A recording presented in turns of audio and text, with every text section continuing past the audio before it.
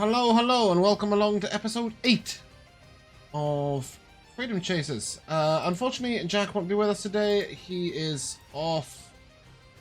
He's I don't know what he's doing. He's... No verbs with J's apart from jousting, are there? Jumping. You're right. He's jumped all the way from Australia to Jordan.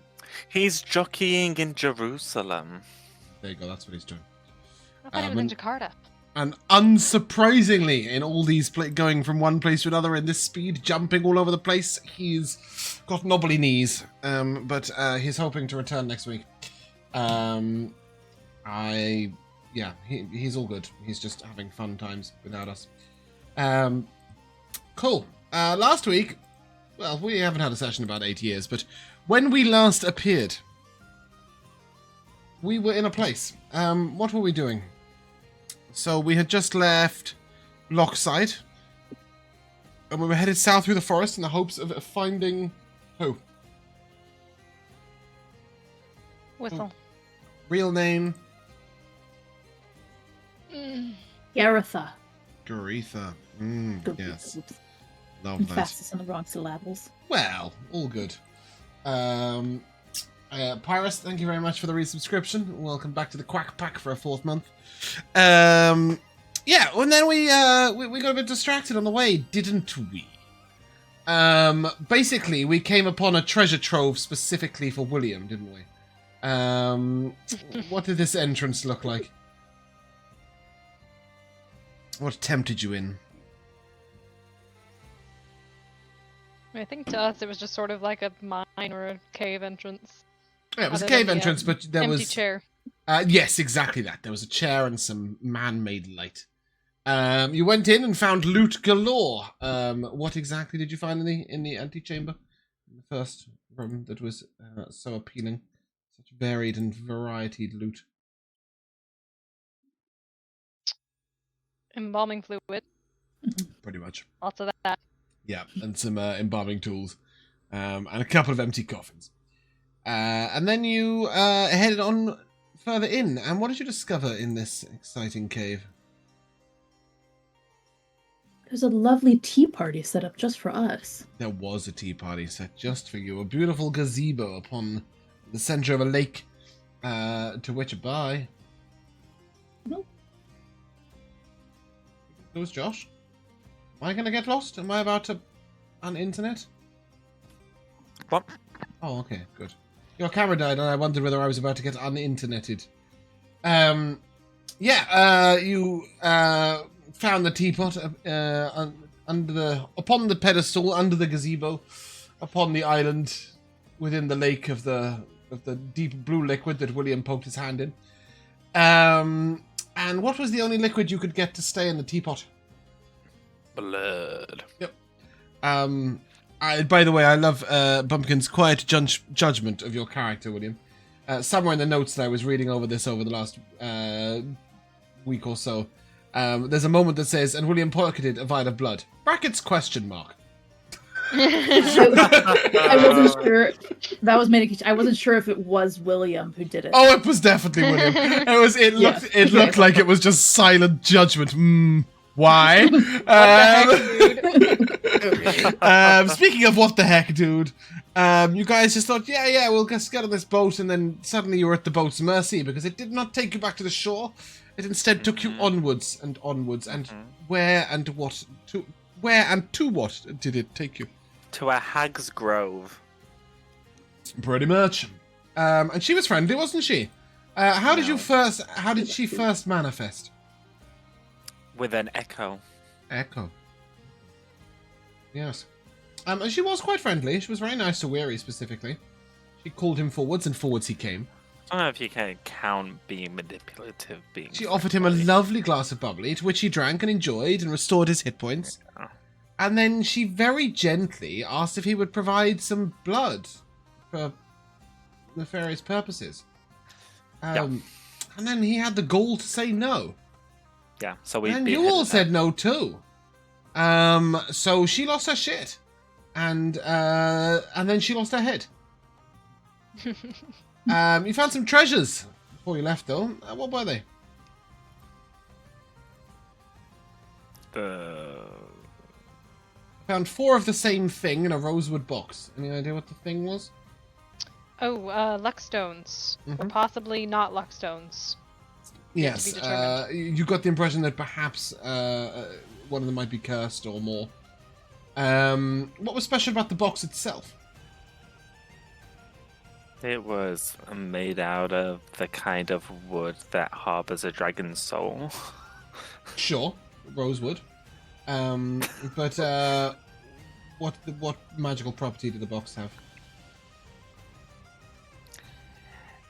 It caused the contents to be mundane items until you took them out. No, and they were no magical. silly, fruitless guesses. Yeah, basically, it's a keep fresh box. It would extend the duration of a good berry for up to a week. You could store things in it for up to a week. I believe you also received some lovely crystal glass flutes that originally would have had some lovely liquid in them. You smashed one of them, which was hers, but you kept the others. You found a wand. What was the last charge in the wand? Finger of Death. Yes. And there was also a little bag covered in a piece of cloth. What did the cloth do? It turned the user invisible. No, it didn't. Anybody who actually remembers? It was an uncommon Not glamour remember the weave. cloth at all. This yeah, there we go. That's what it was. It had sort of color seeping through it and moving about, but you can create your own illusion from it. There was a forearm of a wand. Anybody remember what that did or what it was?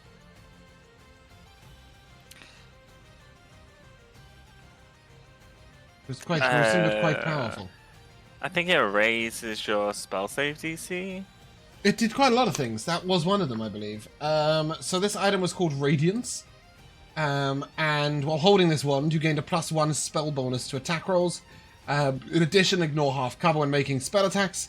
And you could cast Enhance Ability as a bonus action, choosing yourself once per day. And you could make Little Dim Light. That was Radiance. And under the glamour weave was a little bag. What was in that bag? Think Jack and the Beanstalk. Oh, the giant. bag of beans. I It forgot. was I a knew we got bag of beans. one of the campaign. Yeah. Cool. And then you were all looted out and cooted out. And you left. And when you left, you then went back to Mission A, which was find Garetha. When you first came upon Garetha's hut, what did you see? A hut. Birds. Yes. Was there Birds, birds? which a specific, yes, exactly, specifically an owl. That is true, a tawny brown owl, in fact. And the owl seemed to judge you and then let you enter. And very soon, Garetha came and greeted you. And what did she offer you? Oatmeal raisin cookies. That is true, Auntie. Much to the disgust of everyone involved. Much to discuss of William. And she didn't really give you much in terms of the Ganosha plant. She basically told you you can't have it unless it's alive and picked fresh. She did offer you a couple of alternatives, one of which was a swift, deadly end. What was the other one? Vampirism. No, that was a William thing. Oh, she confirmed it would stop It would it. stop the problem, but yes, it wasn't that. Ironically, the hag offered you the same solution. Blood? Horus, that is a lot of bits. We have a very silly video going on. There appear to be some dancing sausages on stream. Oh my! Why Why do they have butts? I mean, why don't they have butts? Like, why not? Butts are good. I did not. I have not seen that for a long, long time. That's the animation. Thank you very much. I appreciate it. Justice for oatmeal cookies. I agree. Yeah, she basically told you that you could put both the hag and Garetha said you could put her into a long slumber, in which she would not die, but she would not. Nothing further would happen. It might buy you some time, should you wish. But that was about it. Who's Aurora? She's Sleeping Beauty, James. Oh, okay, there you go. Jesus. Pick up a book. Yeah, and then with that, you decided to go back to town, right? Empty-handed. Right. I don't know about We hadn't empty-handed really per left. se. You do not have the solution you went for. We have a solution. Vampirism. Okay. I look forward to the moment you suggest Or a that. swift death. Yeah. Our lovely Lady Genevieve. Okay. But you are back on the road again. What would vampire... What are the downsides of vampirism? Being a vampire. What's the... Okay, well, and... Sorry. Oh. Generally disliked, can't go out in the sun. No, you know that is not they're true. a vampire, they can. You know that's not true. The older They they don't. are, they They don't can. particularly like the sunlight. They can feel blinded by it, but they can actually survive in it quite happily. Unlike the myth of the legend, there is the fact that you don't age, which could be seen as a disadvantage to some, depending on your situation. You are undead. You do not breathe. You do not feel the warmth. And I suppose the big need to downside eat or breathe. is you can't eat garlic bread, which Yeah, big downside. big reason to not. There's also the generally being a little bit reviled. Yeah. And certain weaknesses. And just a whole lot of, like, you get quite weak for quite a long time before you get strong. Unless the vampire that bites you is very kind, you can be bound to their service for a while. All sorts else. Cool. But that is where we will resume. On the road again. And you find yourself heading south through the forest. Like Robin fucking Hood.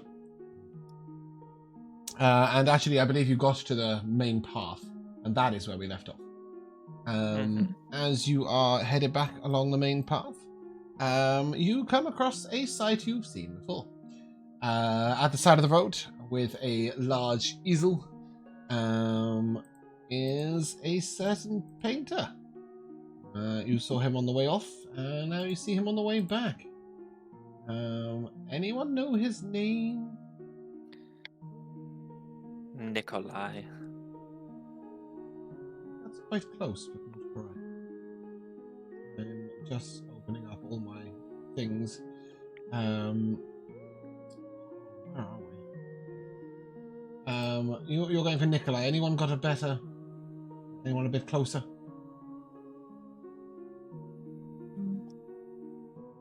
Devouring the notes. Going. I can't remember. Yeah. Going. Nico Vin de Vavier. Oh yeah, like yeah. Coq au vin. Yeah. Like Coq au vin, except he can paint your soul into a picture. As opposed to being served on a Thursday night alongside a nice glass of wine. Dost thou greet him, or dost thou pass him without word? Dost thou have a discount sign?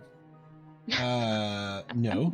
I think quoted price. The quoted price. It was like a couple of thousand, right?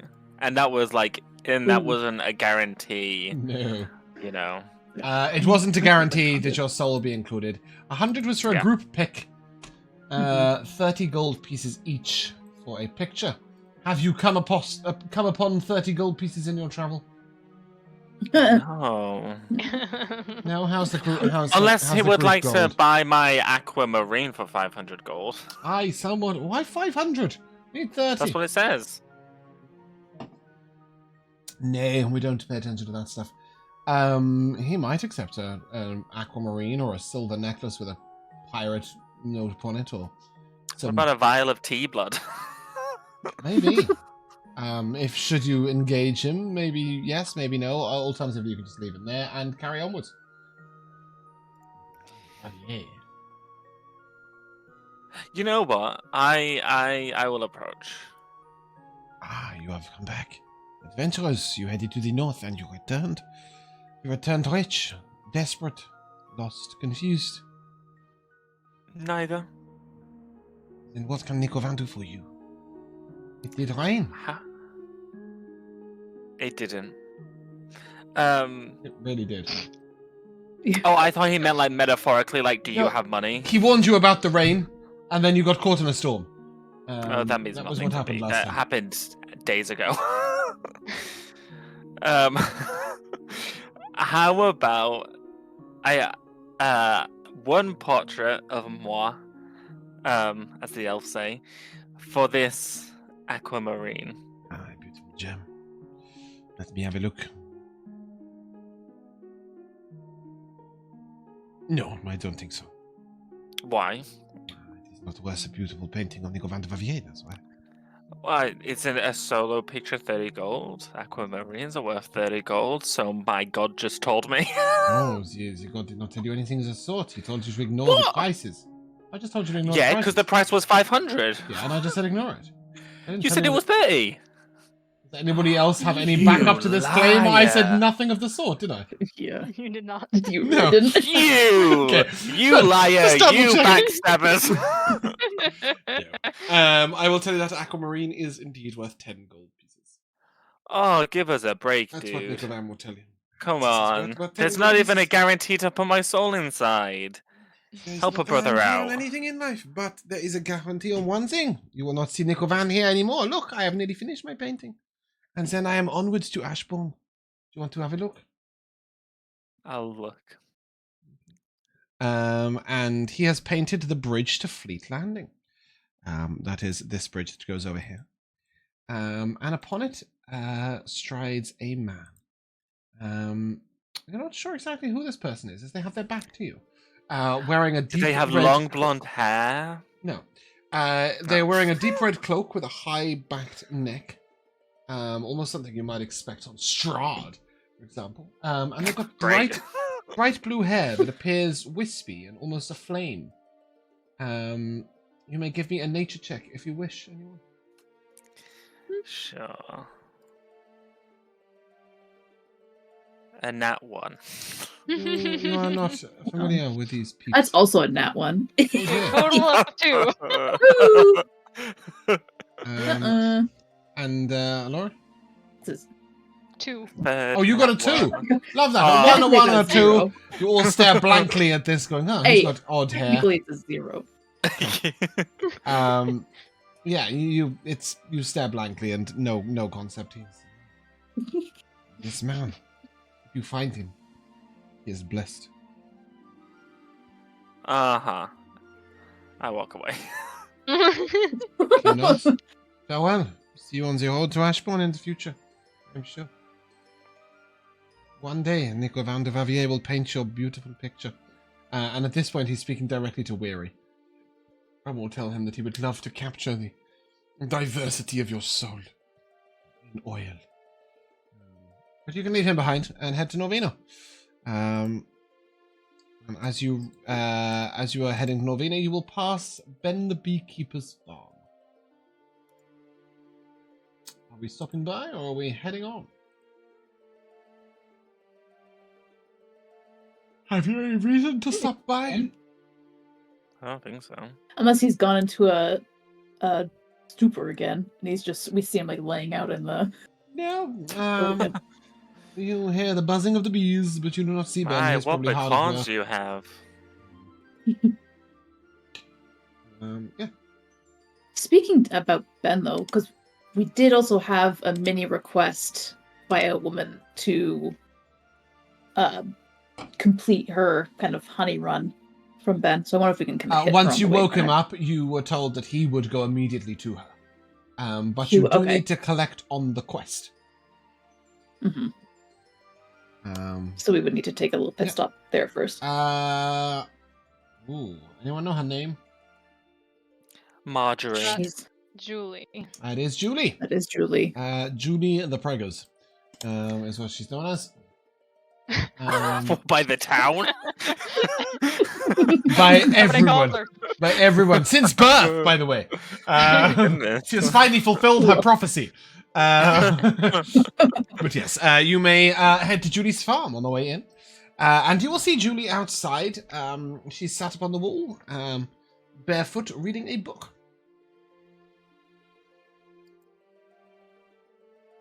Hello there. Hello. You got to Ben then.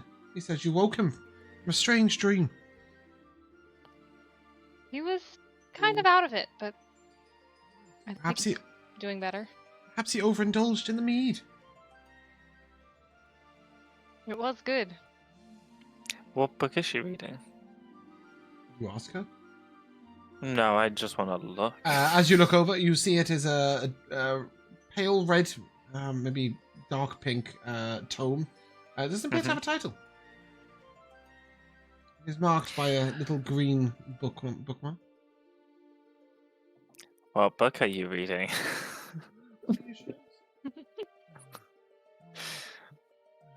Just started this one. It's a bit of a tragic tale, actually. It's called Journey's End. How do you know if it doesn't have a title? Well, it's marketed as a tragedy. It's called Journey's End. I don't know why they didn't write it on the book. What's it about? It's about a small group of adventurers who started out a long time ago with the hope of bringing an end to a terrible doom.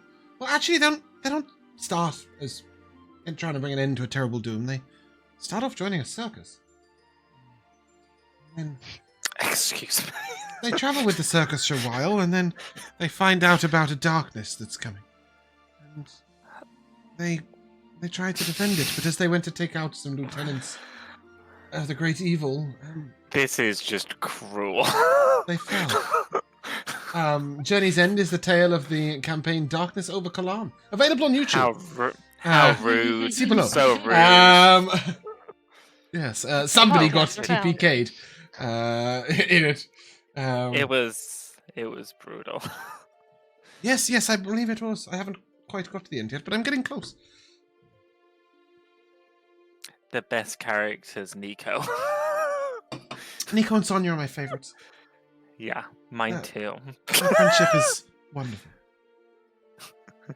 So, I owe you my thanks. You had this deliveries honey, and I know I gave you a bottle of mead for the road, but well, I have something else small for you. If you'll give me just a moment, you may take 30 experience points. Very excited. Not enough to level up, but we'll take it. And she will come back with what appears to be a pendant for an amulet. It looks like a sort of large piece of amber. And suspended in the amber is what looks like a single teardrop. You would assume that teardrop is a gem. And it's suspended within the honey. Maybe an Arcana check. I'd love to. 18. Perhaps not magical, but blessed. Would be a better way of putting it. I will. I will take it, and I will look. And as I realize that this is not magical, it is blessed. Just to clarify what that means, is it has magical properties, but they don't come from an arcane device, but instead from some other natural form of magic. Right? It still has magical properties. To make that clear. Yeah, but it's Okay, fine. I'll keep it. Yes, it wasn't profited just you, but sure, you can discuss that with the group. They've seen your willy-nilly magical item grabbing ways. I have a magical item. She will give you a little smile, and I hope perhaps it prevents your journey's end.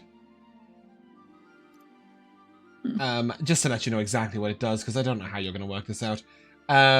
Just once, when falling to 0 hit points, the amber can be shattered to restore you to half. To half. Yeah, so instead would of be going good down, you go back to on- half hit points. I think that would be good on one of our front lines. Because, I mean, half William's health is really not that much, whereas half of your guys is health. It's like half my AC. So it does take a reaction to use. I don't know if either of you has particularly good reactions, you frontliners. Not yet. You can fight over it. Yeah, not That'd at be the cool. moment. Draw your swords. Have a duel. Or just You can have it. there you go.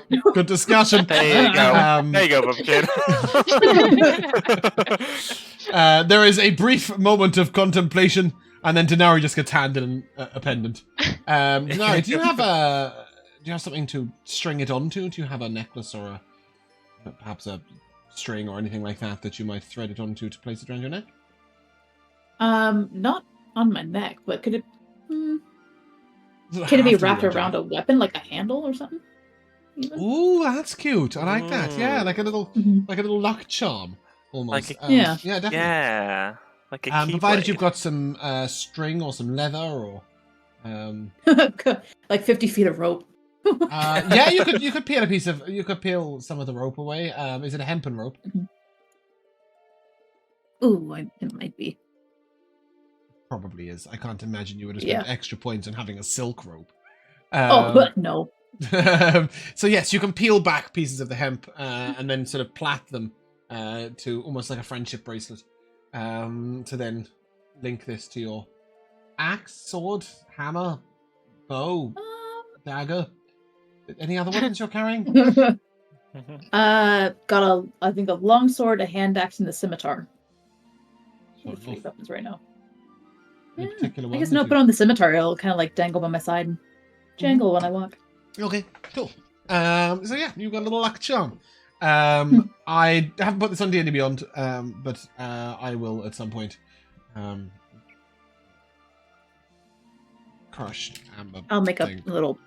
Yeah, I pencil will note just about I it. would just add it. Yes, exactly. But should you go down at any point before I've added it, you can use your reaction if you wish to crush it and come back to half. Guaranteed it'll probably get saved to the final boss fight of the entire campaign, level 20. And not get used. And Gemma, who the fuck is Gemma? Julie will wish you good luck upon the road and farewell. And you can head into Norvina proper. As you are arriving into Norvina, you will see your good friend, Quick, who is paying you no mind whatsoever, and is instead sat on a small bench, whittling away at a piece of stone and cursing aloud. What kind of curse? Um, Like, what curse word? And he's just basically sat there going, oh, bastards. Horrible people. Bastard twits. Fucking hate them. All of them. He's very quietly sort of plotting revenge. Sounds like an evil He muttering. does. He does sound very evil, very angry. All right, there, quick. No, can't say that I am, to be honest. Not right at all. 2 days' work, not paid. Not paid by who? Well, a man was passing through town. Said he was going to Fleet Landing. He wanted help loading up his carts, and I helped him chop firewood for the journey. All sorts else besides. Looked after his animals while he went carousing in town. And then nothing. He collected his stuff and laughed at me as he took off across the Fleet Landing.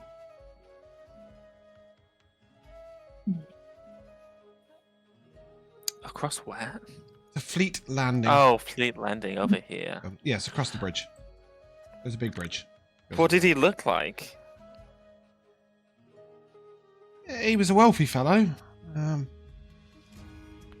Maybe mid-60s, human. Dark brown hair. Wore a strange knotted serpent earring.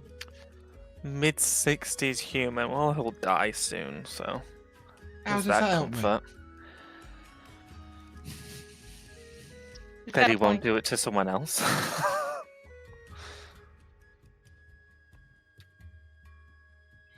Don't What let is me it bring Maybe it. this like working Ah. on? Sorry, who? What? Where? Elora, go. What is it it's like working on?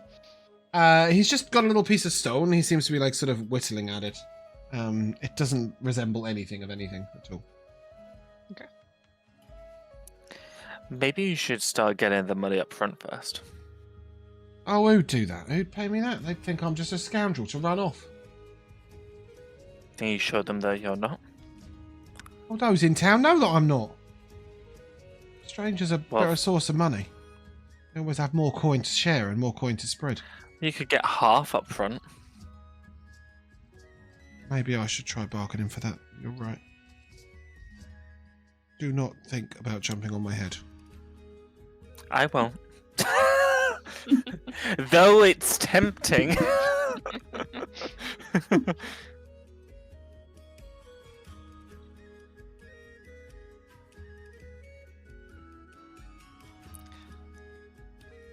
Are you staying back in town, or are you going out again? Is this where the daughter is? You Yes. what? Yeah, Mhm. Yeah, it is, isn't it? Yeah, I guess so. Maybe I'll see you around. How much did he owe you? 6 silver pieces. Should have known he was going to cheat me. It's way too much for a couple of days' work.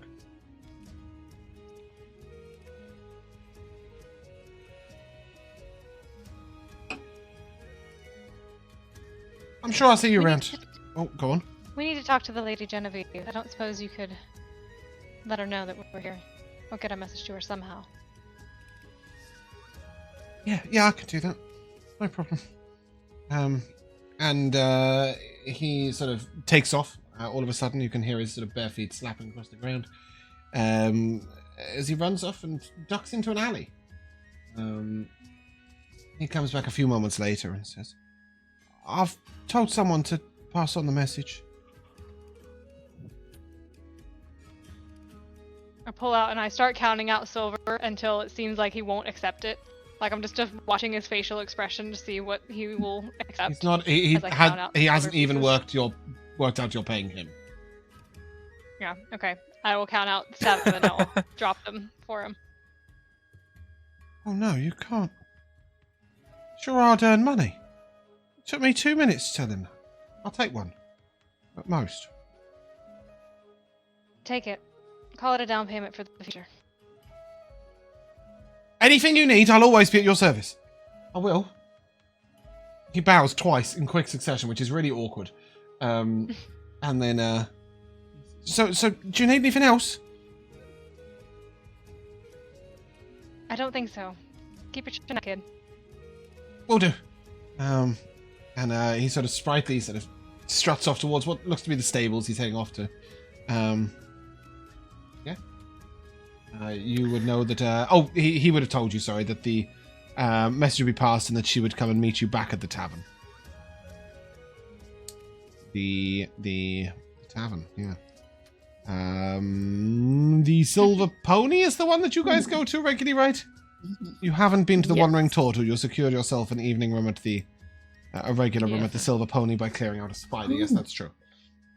Do we still have that room? It was promised to us for a week, I believe. You've got 3 days left. Okay. You've only gone 3 Okay. days. Yeah, so you can head straight to the tavern if you wish, or you can wander around town should you prefer. It is not the prancing pony. Mhm. I never get Anything you the guys art wish for to Harriet. see? What? I never got art for Harriet. Oh, I didn't mean you, I meant Elora. Oh, sorry, Elora, what did you say? Anything you guys wish to see? In general or right now? Right now, in town. Anything? Would be cool if it started raining gold. Good point. I'll just start walking towards the silver pony. Mhm. Okay, I'm just going to cross out Ben the Beekeeper as you have completed that quest. And yeah, as you head to the Silver Pony, you will see Harriet, the halfling, who looks over at you and... Oh! You're back. Someone was looking for you. Hale. Ah, he left a strange note. Oh, can I see the note? She goes and finds it, and she gives it to you. And by strange, she means it's written on a leaf. A large leaf that has been folded in two. Was this written by the Loxodon? I don't know much about that. The man who came and gave it was not a Loxodon, no. But maybe he's delivering it on behalf of someone else. The usual thing to do with notes is to read them. Well, will you shut the fuck up? I will read the note. You started trying to play Guess Who with the note inside. I was just talking to myself. As you open it up, answering. It starts, like, the writing starts to scroll upon the leaf in beautiful gold handwriting. As if being written onto the leaf as you look at it. I understand you were looking for me. Garetha sent a message. I shall be at my home for 4 days. Nor. Hey, what's the Loxodon? Does that help us at all? Do we know where his home is? Yes, yeah, it's where the rock is. Okay. And downstairs, I want to call him Mr. Tibbles. That's not his name. Mr. Mubbles. Some muppets. Oh, so Nor lives there. Well, it was his home. It was his home. He Oh, then gave it to a rock yeah. and an awakened. Well, yeah, rat. we should ask him about his issues upstairs. Yeah.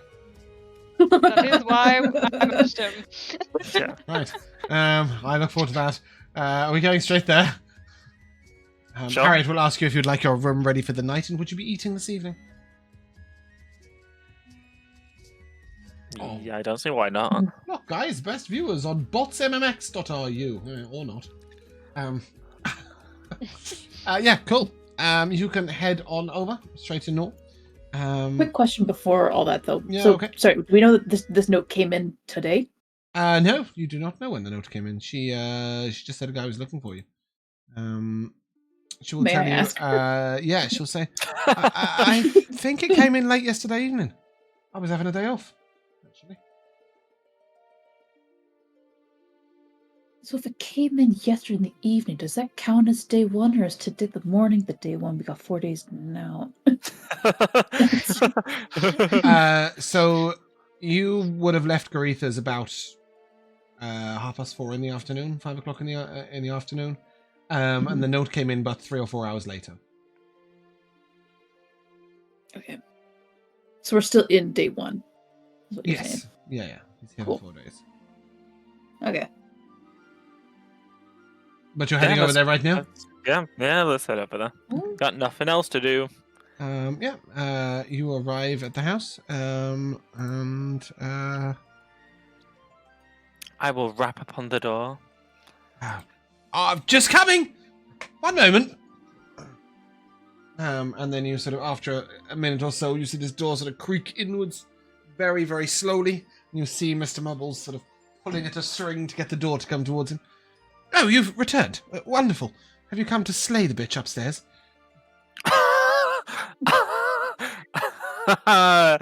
I hear your landlord is home. Oh, yes, Nor did pop in by. I believe he's up at the windmill on the outskirts of town. Oh, god damn it. Sorry. No, thank you. We'll go find him. So you haven't come to slay her upstairs? Not yet, but the moment. one can hope soon. Brought something by that quietened her for a moment, but frankly, she's been so much worse ever since. What was it? I don't know, it softened her for maybe a couple of hours, and then she began this awful crooning noise. Do we hear it? Give me a perception check.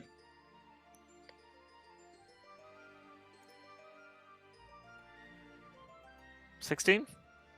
16's good. 11? Very quietly you hear "Oh, oh," constantly from upstairs.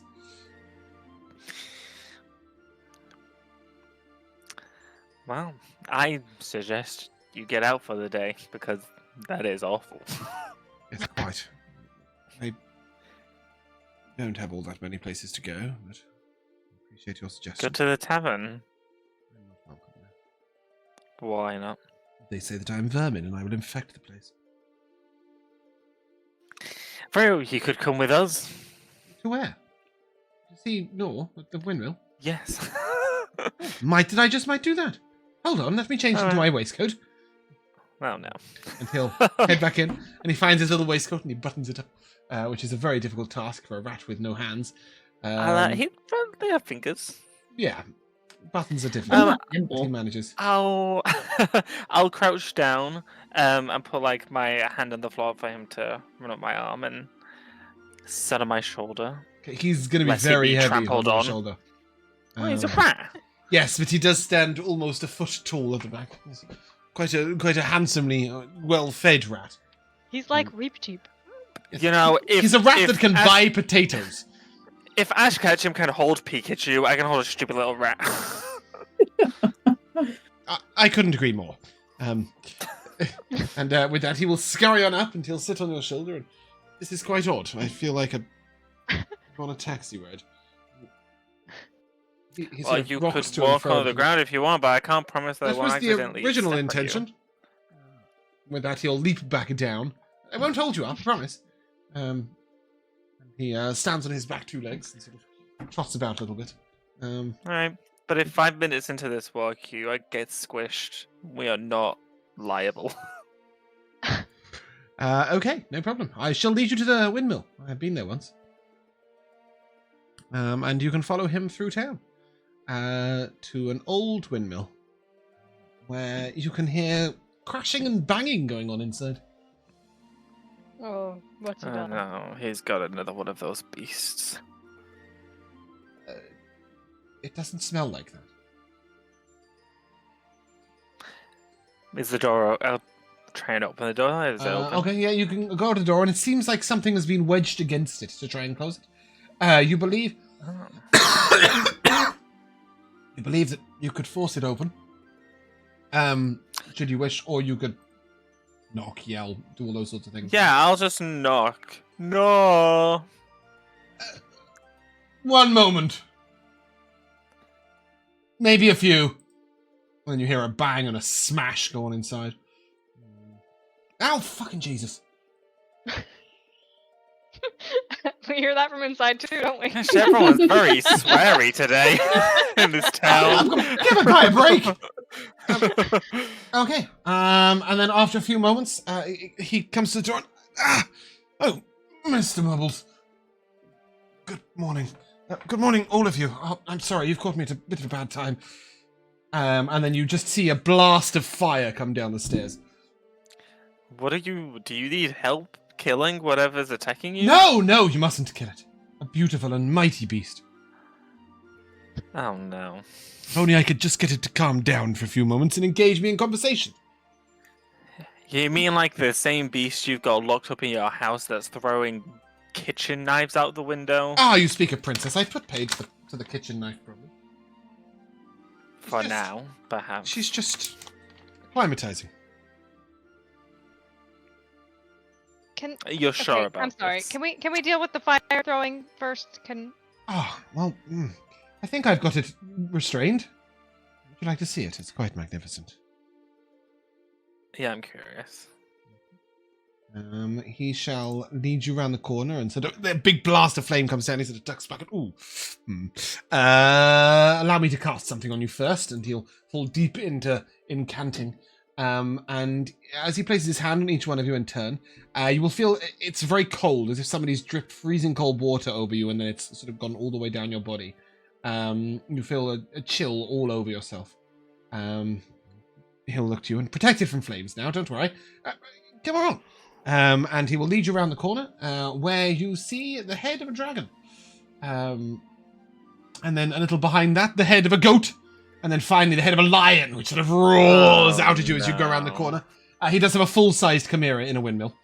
And it is restrained by hundreds of vines and roots holding it in place. And he just looks over and tries to stroke the lion. He sort of reaches in a little bit hesitantly and gets his hand just behind the lion's head. Just a couple of strokes, and if you would please just calm down, and I just want to have a reasonable conversation with you, he says as the goat tries to bite his hand off. Are you crazy? These beasts can't be pets. And who are you to say such a thing? Well, first of all, cats don't act like this.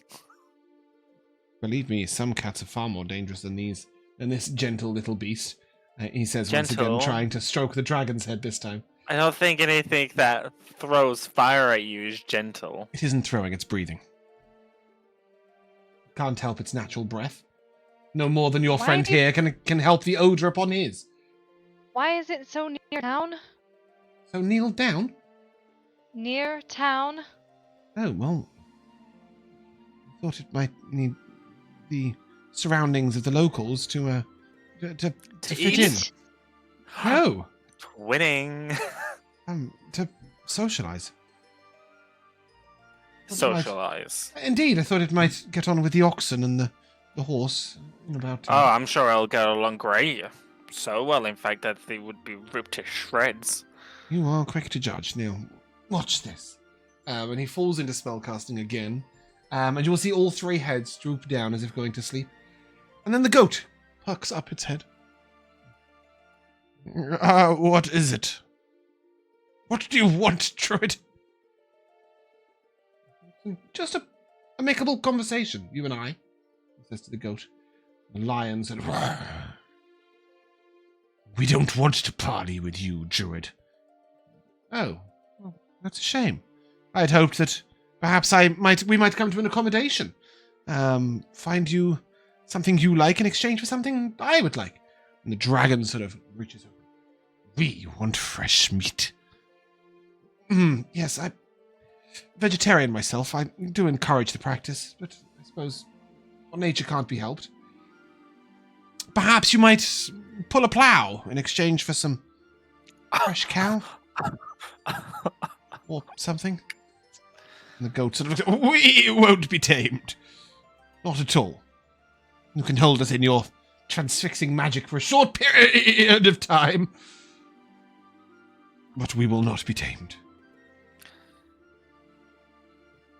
All looks back to you in tragedy, don't you think? Such a majestic beast. If only it could parley with the locals peacefully. But They it might can't. they might even feed it. And why not? Look at it. It has intelligence. Because it doesn't want to. But desires can be trained. Nurture over nature. What do you think? No. Perhaps you're right. Perhaps it is a little large. Perhaps we should have started with something, perhaps a manticore or something. Well, if you can't socialize and be nice, you're just going to have to leave. And with that, he sort of gestures, and you'll notice the two wooden parts of the windmill at the top open up like this. What might once have been a grain chute is now a chimera exit. You brought this thing so close to town and to food. You think it's just gonna leave? I don't think. I know. I've placed a gears upon it. It will fly exactly 40 miles to the west before it resumes its normal nature. And what's to say it won't come back angry? It knows better than that. I would put it down. I was trying to enlist its assistance with defending the forests. I thought you wanted it to pull a plough. Oh, but a jest. Anyway, you were seeking me out. Perhaps a better place to talk might be, well, anywhere but here, really. Should we walk? And he gestures outside. Did he actually, let it go, or did he just open the chute? He just opened the chute and then the vines went. The creature has not moved. It is watching you. Hawk-like eyes.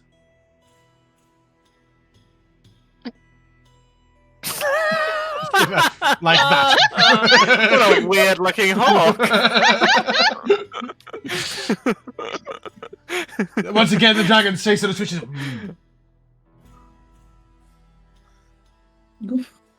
It keeps watching you, even though its head is almost too far to the right. I will follow him out if he goes to leave. Same. Bye! The goat says, and then the manticore will leap into the sky. It's a chimera.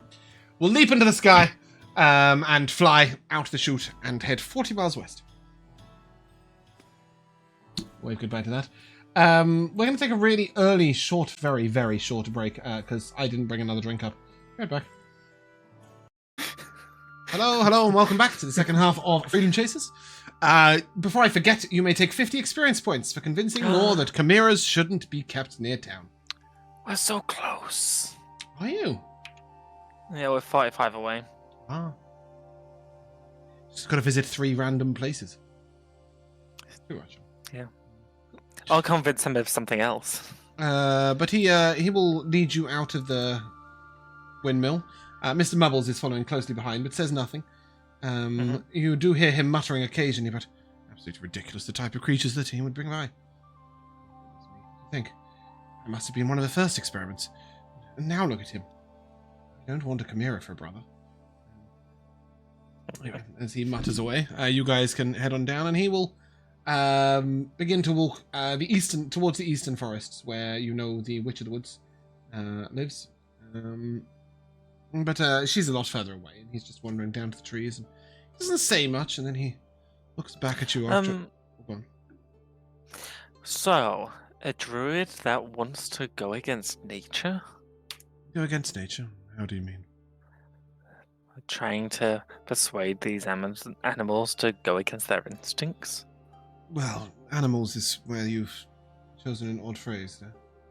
Sorry, you're right, monstrosities. Indeed, they are termed exactly that, but I believe that we can find their peaceful roots once again. The lion is no violent beast. The goat, perhaps a little. But they could be. The roots of these creatures were quite gentle. Perhaps if they were treated fairly and gently, they might do so in return. Perhaps the only reason they are monstrosities is they are so reviled, so used to being attacked upon sight, that they have begun to do so just the same. Are we to know? You thought the best way to return them to their peaceful roots was to uproot them drastically by force. Well, I didn't force the chimera here. I led it here with meat. I had to hold it in place while it tried to eat me. Hope you don't mind a bit of self-defense, but... Is it self-defense when you've lured it in? Should I have just let it eat me? Was that what you're saying? You shouldn't have led it to town. It's an abandoned windmill. Nobody's using it. I didn't put any citizens at risk. I knew what I was doing. Yes, Princess is a succession of failures, I guess, really. I had hoped for much better, especially given the creature's natural intelligence and its ability to speak in the first place. Well, speak is pushing it. It has speech. Practically a parrot. No, she has her own language too. I think. I don't speak the Squawks, and speak with animals doesn't seem to allow me to understand a word of what she's saying, so frankly I've had to interpret some of her meanings through trial and error. Yeah, how do you interpret throwing knives at the villagers? She's unhappy. I've tried to find her something that would put her more at peace, but her natural state seems to be anger. I thought it might be the light, but when I put the curtains up, she tore them down violently. Maybe they were ugly. Perhaps. That is true. I did buy them from an old thrift store. I believe Princess can find success. Why do I insist on... She could have been successful in her own life? No, I don't think of rock... preying on innocent people, but... Rocks do not exist for success. Only for violence and mayhem. I had hoped to see them pass onwards. Is that so wrong? Yes. Why? They only exist for violence and mayhem?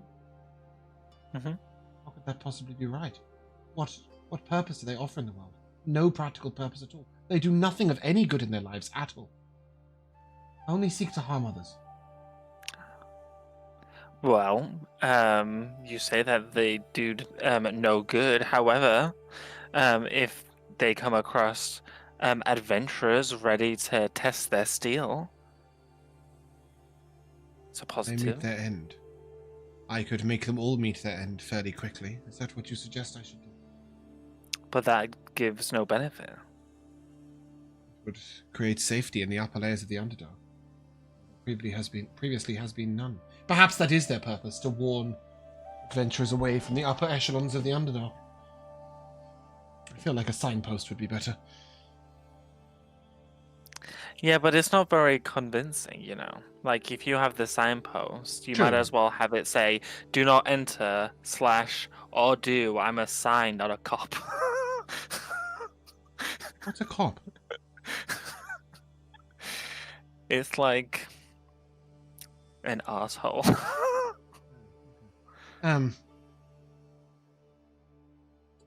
But death is quite permanent. I Not the thought best you way would of have thought warning them it's away just from the another ocean. part of life.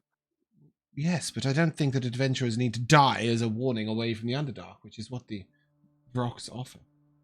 Surely they can offer something more. Have them offer stuck in town throwing things angrily at passerbys. You think that her apprentice is a failed experiment? Should she be put I down? think she's miserable. Should she be put down, or should I release her to harm others in future? I think being dead would be better than what she's at now. I thoroughly agree, Mr. Mubbles will say from behind. Mr. Mubbles is just wielding a knife. He's desperate for her to die. Yeah. Disturber of the peace, I'll say. And Nor says, very well, then I shall put her to eternal rest. Shame. I'd really hoped more for her. Is that what you believe, that the death is the end? I believe that for some, they will return to the earth and become more, but I don't think they're aware of the purpose. Well, maybe it will return to the earth and become more. It will become dust in the earth, and then grow once again to something different. But Princess herself will know nothing of the process. Her life will end. Shame. I suppose you'll be glad for the upstairs. Yes, most definitely. Well, on a different note, I'm gonna forget the name. Genosha. What do you know about Genosha? Of sadder tales. The story says that an ancient mushroom walked the earth with his wife, strode about, awakening various creatures to a higher purpose. In fact, some of our druids model our life patterns in those very creatures.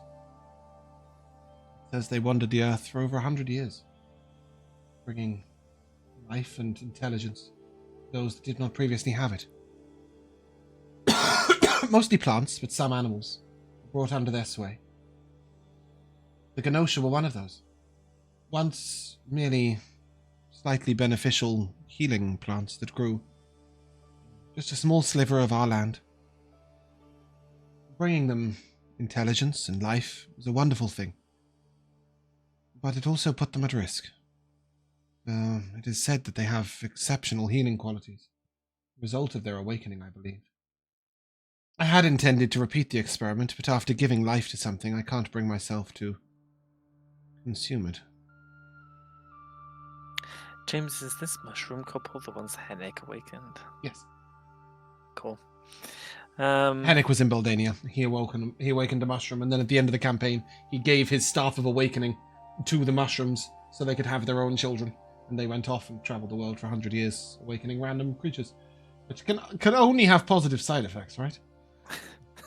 Exhibit A. I mean, the Genosha plants are having a great time. They just occasionally get eaten for their healing properties. Only if they're found. He looks at you, and so the poaching of them is quite sad. They're quite helpless as babes, you know. Are there any other plants or similar things that have the same properties? Yes, a couple. I mean, in terms of plants, there are many other things that have similar properties, but perhaps a little less attainable. Unicorn's blood, dragon's heart, etc. But yes, there are a couple of quite rare ingredients that can be... could also provide such effects. Wait, there is a woman who is dying of a disease. Ah, you speak of Lady Genevieve's mother. I consulted on her Yes. myself. Indeed, she would need Devil's Bloodleaf or the life of a Ganosha plant. Do you Or have any perhaps devil's blood leaf? Goodness me, no. Or a dragon heart or unicorn blood? No, I do not carry such exquisite items. That would be... Oh, you'd need to be quite remarkable for that. No, the Ganosha plant is the only one accessible. Suggested she asked some adventurers to perhaps obtain it for her. Though... I find it difficult. I cannot judge whether the Lady Genevieve's mother is worth the life of a Ganosha plant. They are why is free-thinking. They are free-thinking creatures, you know. We know. Ah, the adventurers. I don't suppose you know of any nearby vampires. Friendly. Not the time. There are a couple of clans of vampires upon the land. They mostly keep to themselves. I believe a couple of them live far up to the north in Lockside, though. Something strange has befallen that town over the last 50 years.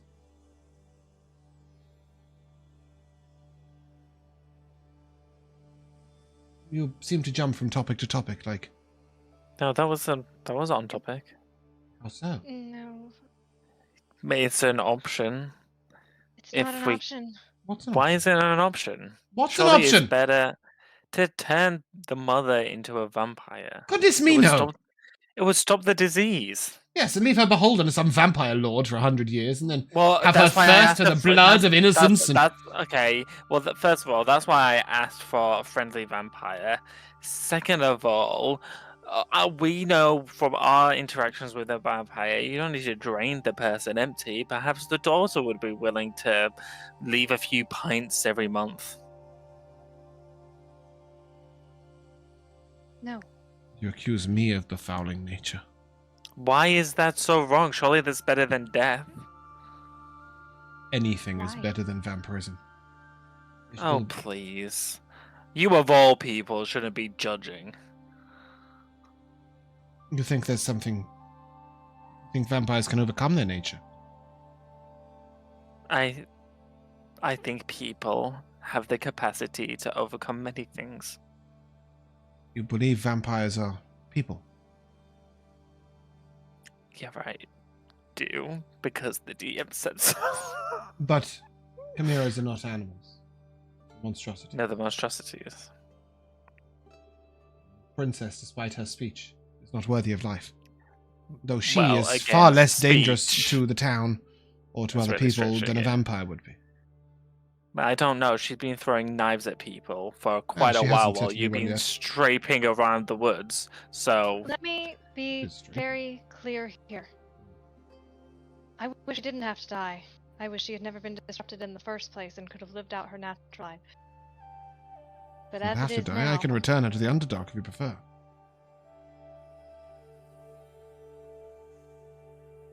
Is that what you're saying? She should go back to her natural habitat and return to preying on adventurers who enter the upper levels of the Underdark, along with the rest of her murderous clan. I'm saying you should take responsibility for her. Why? Whatever you choose to do. She You've cannot done take... this to her. why? Well, she couldn't take responsibility for herself and her own actions. So I do take responsibility for her actions whilst she is under my care, after which I will return her to the Underdark or give her a merciful end. I'm yet to decide. Say, Mr. Wells, merciful end? Merciful end! He cheers a little bit. Again, you flit from topic to topic. The Lady Genevieve's mother.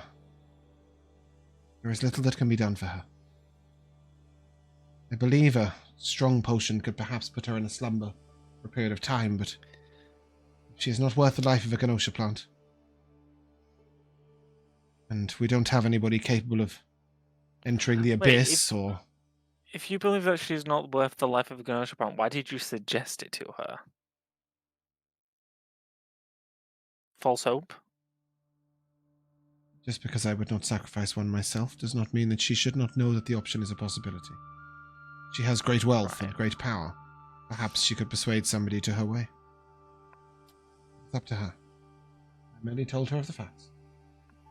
Did you tell her of the Ganosha plant specifically? I informed the Lady Genevieve that the Ganosha plant was a living, thinking, free being.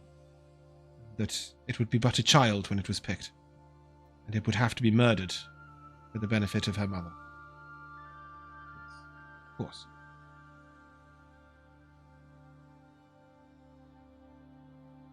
Oh, I see she declined to share the details with you. You would be right. It's not particularly surprising. She is desperate.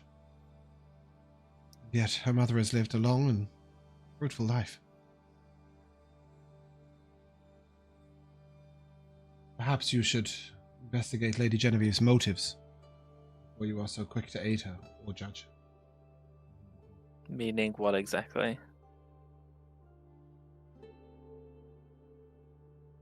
Lady Genevieve stands to gain a lot if her mother outlives her stepfather. Because... I'll let you discover those answers yourself. Oh, riddles.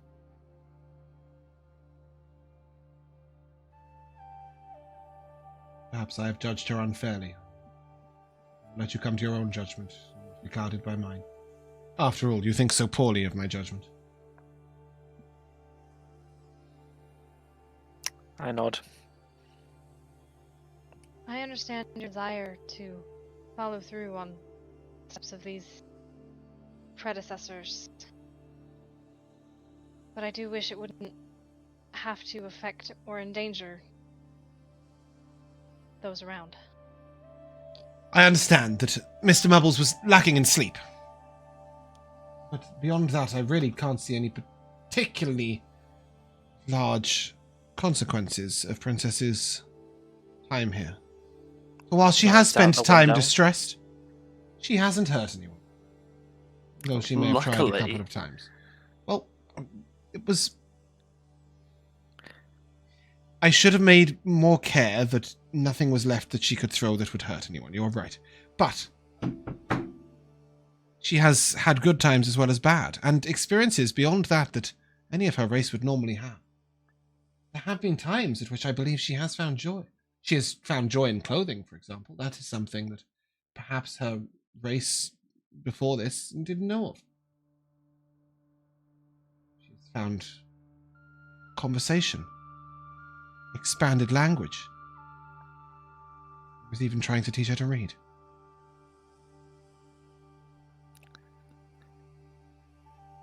I let out a derived laugh.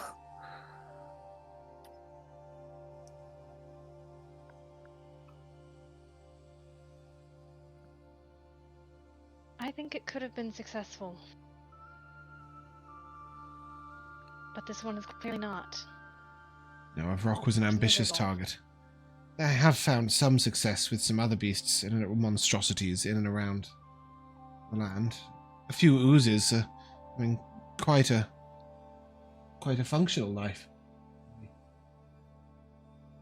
little further to the forest, and Mr. Mubbles here is a prize success, don't you think? He's a rat. A mighty intelligent rat now. And a great conversation. Right, but it's not exactly... And a purveyor of fine fashion. Comparing apples to oranges. Mr. Mubbles looks... Am I the apple or the orange? I don't like orange. You can be whatever you want. He looks at you and... You mean to say that Mr. Mubbles was not innately evil, and therefore I have not... Correct. Changed anything drastic? No, indeed, but he was reviled by the people, and now... He still is. Some within town... And yet some within town have learned to make good friends with him in conversation. They'll come round. He will change many of their opinions on rats in time. Perhaps more quickly if we can find you an excellent wife. Mr. Mubbles sort of gives a little snort, and I do not need domesticating twice. Yes, well, some experiments fail and some succeed. That's what I'm saying. an experiment, and I will give you that it failed. You would prefer I send Princess back to her people? Do you think she'll be viciously murdered for her dress? Or should I take away the clothing that she has so enjoyed before returning her to her people? I think these are choices that you need to make. You took her out. I hadn't concluded my experiments, but now you are telling me that she must be returned or killed. That I can't just leave her where she is to see whether she can develop further. She's imprisoned and angry. And prisoners never, ever learn. Are you seriously vouching for pro-prisoner? Well, there was an unusual study in the Academy of Shah where they took one of the most violent murderers and turned him into a fairly useful servant about the academy. Oh, how dare you talk about the Whistler like that? Is that not who you talk about? The twins and the Whistler? It's just an experiment. Okay. It happened quite recently. He was a reviled murderer, and they turned him to good practices. And in fact, he came to regret his actions and repent them. But that's a person. He was held prisoner there. He was not allowed to Right, but leave. He was that's returned to a cell. person. He has the capacity for that. So it's better to imprison people who will fully understand the depths of depravity that they have been. No. However, if you're going to try and talk about how there's some benefits to this because people can change. Yes, people can change. Monsters are Okay. monsters. Also, due process involved. You made yourself judge, jury, and perhaps executioner. Because I believe nobody else will give these monstrosities a chance, and they will only meet executioners otherwise. You've been very quiet. What do you think? She looks to Dinari. She doesn't look too weary, that would just be harsh. Nor is a girl. No, he's not. Sorry, I confused myself.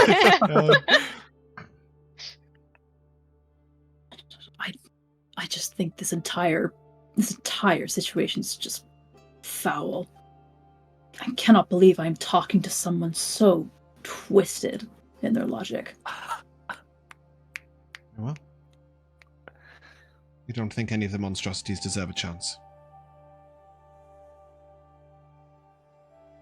I think you have twisted the relationship of prey and predator.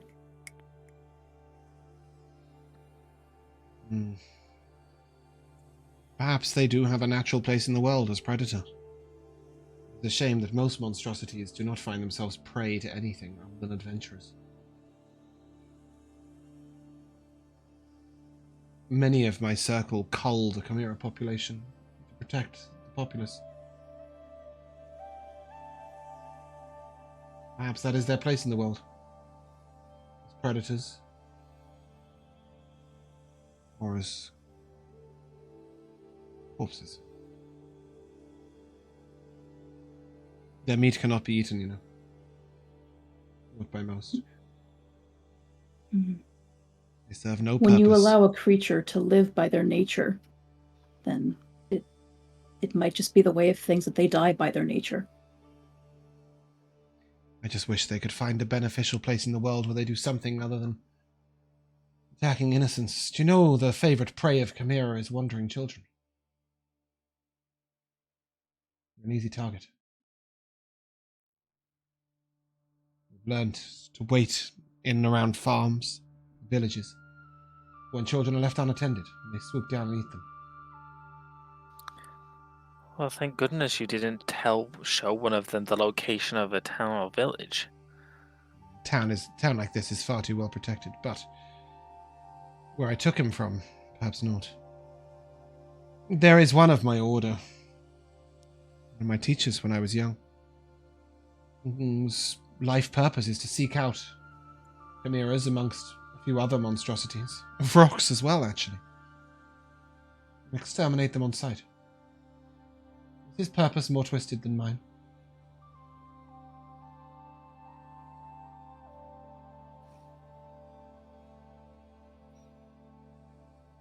If it led to extinction, then yes. He believes that extinction of the Chimera would benefit the world in every way. There is no benefit to leaving them alive. or allowing them to continue to exist. He But has no, much I the think same that's- opinion of rocks and beholders and a few other creatures as well. No, I think that's just as misguided as you are.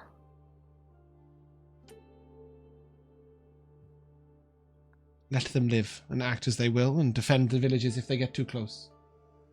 Yeah. Solution. Live and let live. As the elves say, c'est la vie. I prefer the phrase do nothing and see no change. But I see we will agree to disagree. Whatever makes you feel better for putting this creature to slaughter. There is one other chance for the Lady Genevieve's mother, but I mentioned Devil's Bloodleaf. It can be attained on the first layer of the Abyss.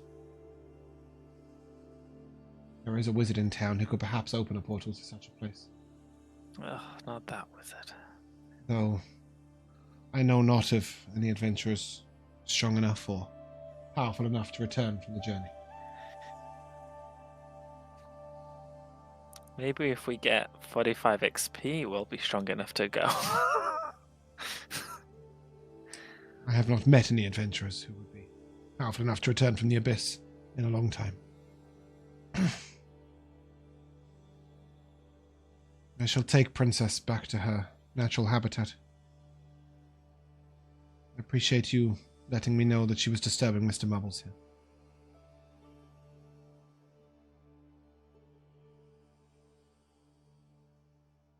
I didn't tell you for his sake. You told me for hers. You empathize with the monstrosities. That specific monstrosity, at least. You do not agree with your friends that they should be put to death if they get too close to humanity.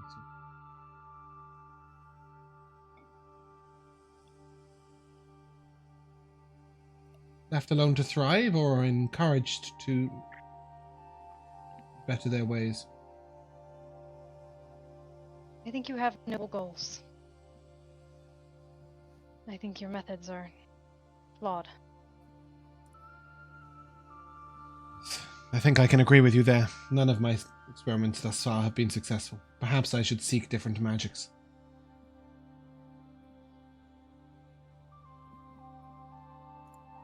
Well,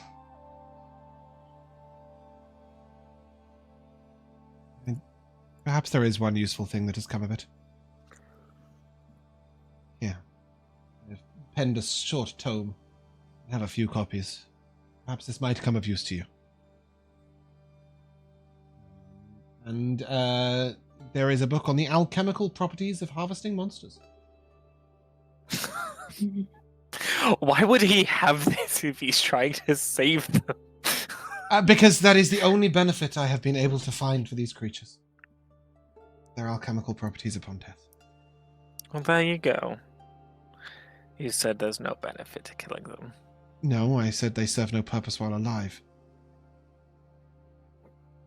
I wish there was benefit other than killing them. I seek that end and will continue to do so. There is. They make a good story. For bards and taverns.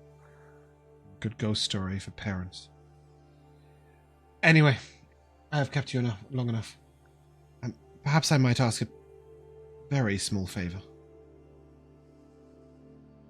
Speak kindly of Mr. Mubbles in the tavern and about the town. Fine fellow.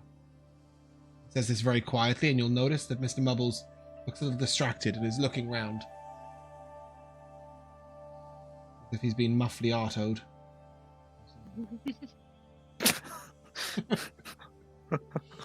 Sorry, okay. I didn't know what else to use other than a Harry Potter reference in that situation. That's right, as long as he doesn't get bombarded. He looks to your agreement. Very well. I shall take Princess out. He looks to Anivari specifically. Would you like to journey with me some of the way? See her off.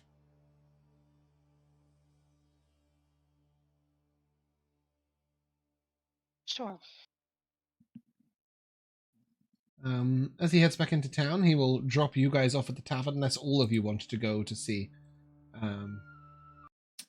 Princess be returned to the Underdark. Weary is most definitely not interested in going anywhere near the Underdark. We'll stay at the tavern. I'd like to take Mr. Mubbles to the tavern with us. Okay, lovely. And we'll follow Anivari, and then we'll come back to that situation. Anivari, very quickly, you will see Nor head upstairs at the house and come down leading Princess by the hand. She looks subdued and is not making that crooning sound. She looks peaceful. She's wearing a pink fluffy frock and has a giant purple feather boa about her shoulders. She clutches a green leather handbag. And she looks at you and then sort of slaps her chest. And, Princess! Princess!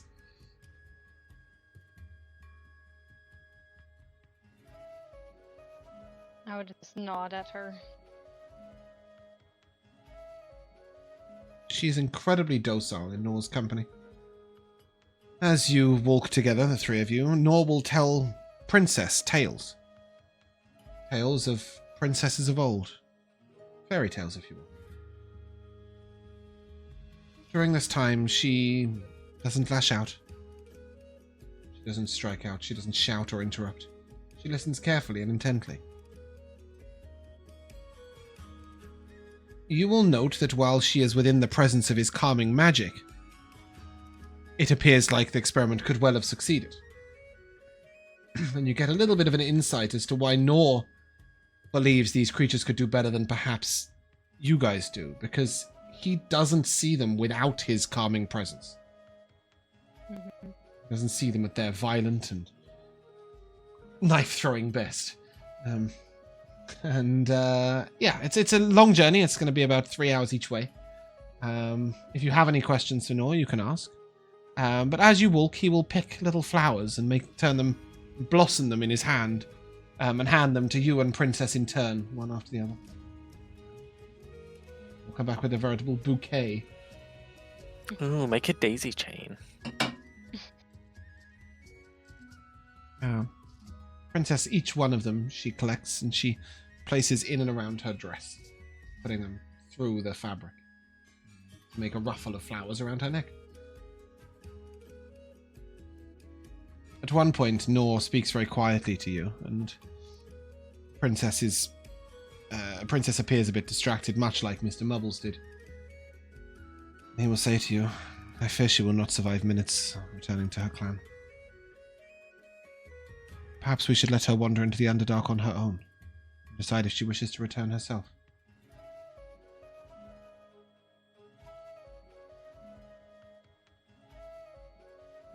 He's not happy to be away from your magic.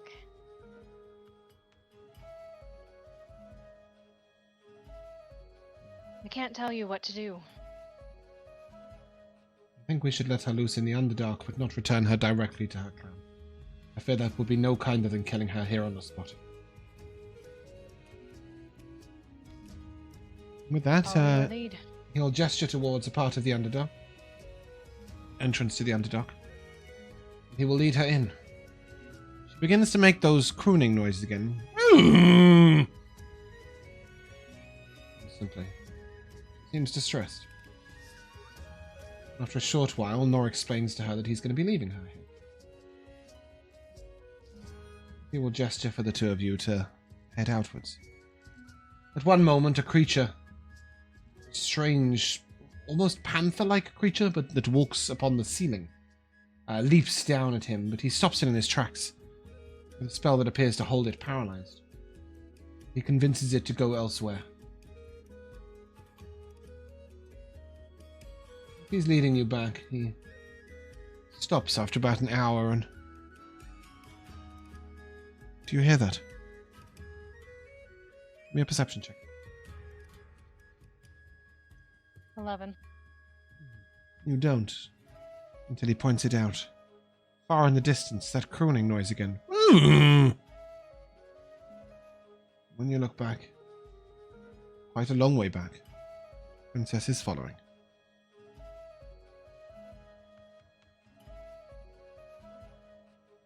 Don't keep her in town. Perhaps the windmill? That's out of town. Not by much, though. I'll have to restrain her wherever I take her. Not in chains, so to speak, but within the building at least. I cannot monitor her. Alone. I had hoped Mr. Mubbles would offer her company. That backfired. I could extricate another of her kin, but then I'd merely be condemning a second one to the fate of the first.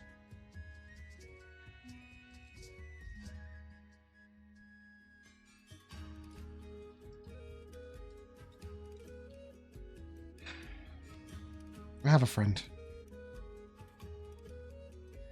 He would perhaps appreciate her help on his land. His magics are more than strong enough to keep her within the lands and prevent her from harming anyone. Just hope she likes bees. I would just sort of laugh quietly. You had solutions. You just have to keep thinking outside the box.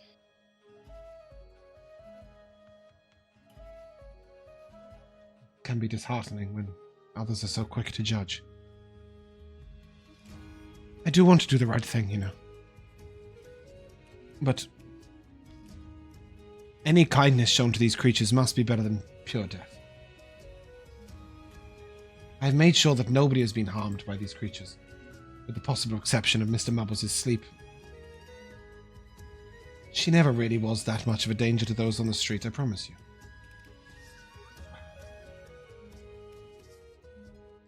I do believe that. He lets out a long... I also- Oh, sorry, go on. I also saw the distress she was in when we visited.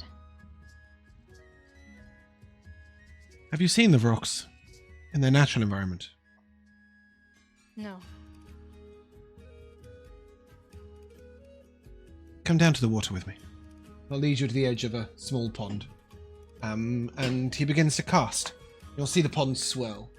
And then you're in the Underdark, looking into the Underdark. And you'll see he takes you down various different paths and passageways till eventually you come upon a nest of rocks. You'll see them throwing rocks at the ground, at each other. The area below, squawking like madmen. Attacking each other wildly on a whim. It looks like they exist in a permanent state of agitation. Whilst she may have been unhappy there, it doesn't appear that Vrooks are any more happy in their natural life either. They are clearly quite violent and agitated creatures. But I don't know if she was unhappy, but I know that when given a pink frilly dress and told a fairy tale, she seemed happier. That is all. Ben will find a way to look after her. At least for a bit. Or he'll curse my name forevermore. It won't be the first creature I've dropped on his doorstep. Probably not the last. He lets out a Thank long, you for showing me. deep whistle. You're most welcome. And, Princess begins to run. Up. She slaps herself twice in the chest. Princess! Princess! She reaches down and tries to pick a flower, but crushes it by mistake in her claws. He will pick her one and hand it to her. Push it through her dress. He'll drop you off in town, and then he will head to Ben the Beekeeper's to drop off Princess. He didn't want to be in the Underworld. But, alas, you didn't try anything anywhere near as dangerous as these two, who decided to take Mr. Mubbles to a tavern. Isn't that exciting? Are you just going to try and head on in with him at your side? Is that the plan? Yeah. See what happens. Okay. Yeah. See what happens. You open the door. The tavern is fairly empty. And inside is Harriet. who lets out a scream when she sees Mr. Bubbles walk through the door. Ah! Vermin! Now, this is no ordinary rat. I can see that! Vermin in a waistcoat! Yes, he's been awoken. Can you unawaken him? Put him back to sleep! Take him wherever you got him! Oh, Mr. Muggles, introduce yourself. She jumps up on the table, and she begins to wave her broom at him to keep him at bay. He looks to you, and I don't see why I should. Because this is part of, Her personal making growth. making those bridges with people it's that her- you're going to share a town with. So it's part of You her need to personal take the growth. You need to take the first step. Why me? It's part of your personal growth too. I'm not the one that immediately judges anybody upon seeing them. No, but you need to be patient with people. As you and him are having And- this conversation, you see her broom lower. He speaks. Like I said, he's Intelligently. been awoken. Oh. You don't mean like when I come and do the morning rounds? Wake people up? No, I mean magically. There's a thing. Is he dangerous? No. I You can. think I would have brought him in? He here if gives was he gives a dangerous? bow and says, I can be. And then he lets He's out a waving little that knife chuckle. around again. He lets out a little chuckle. My name is Mr. Mubbles, and no, I'm not a danger to you, certainly. You are? Harriet? Harriet, have you ever read The Wind in the Willows? Who in the what? I can't read. Has anyone ever read to you The Wind in the Willows? No. Okay. What about Narnia? As you're having this discussion, we're going to come back to that. But Dinari, you will be approached by Jobus, who is the bartender. Hagrid? He looks at you and, Is that you? what's the meaning of this? You've got a talking rat in my tavern.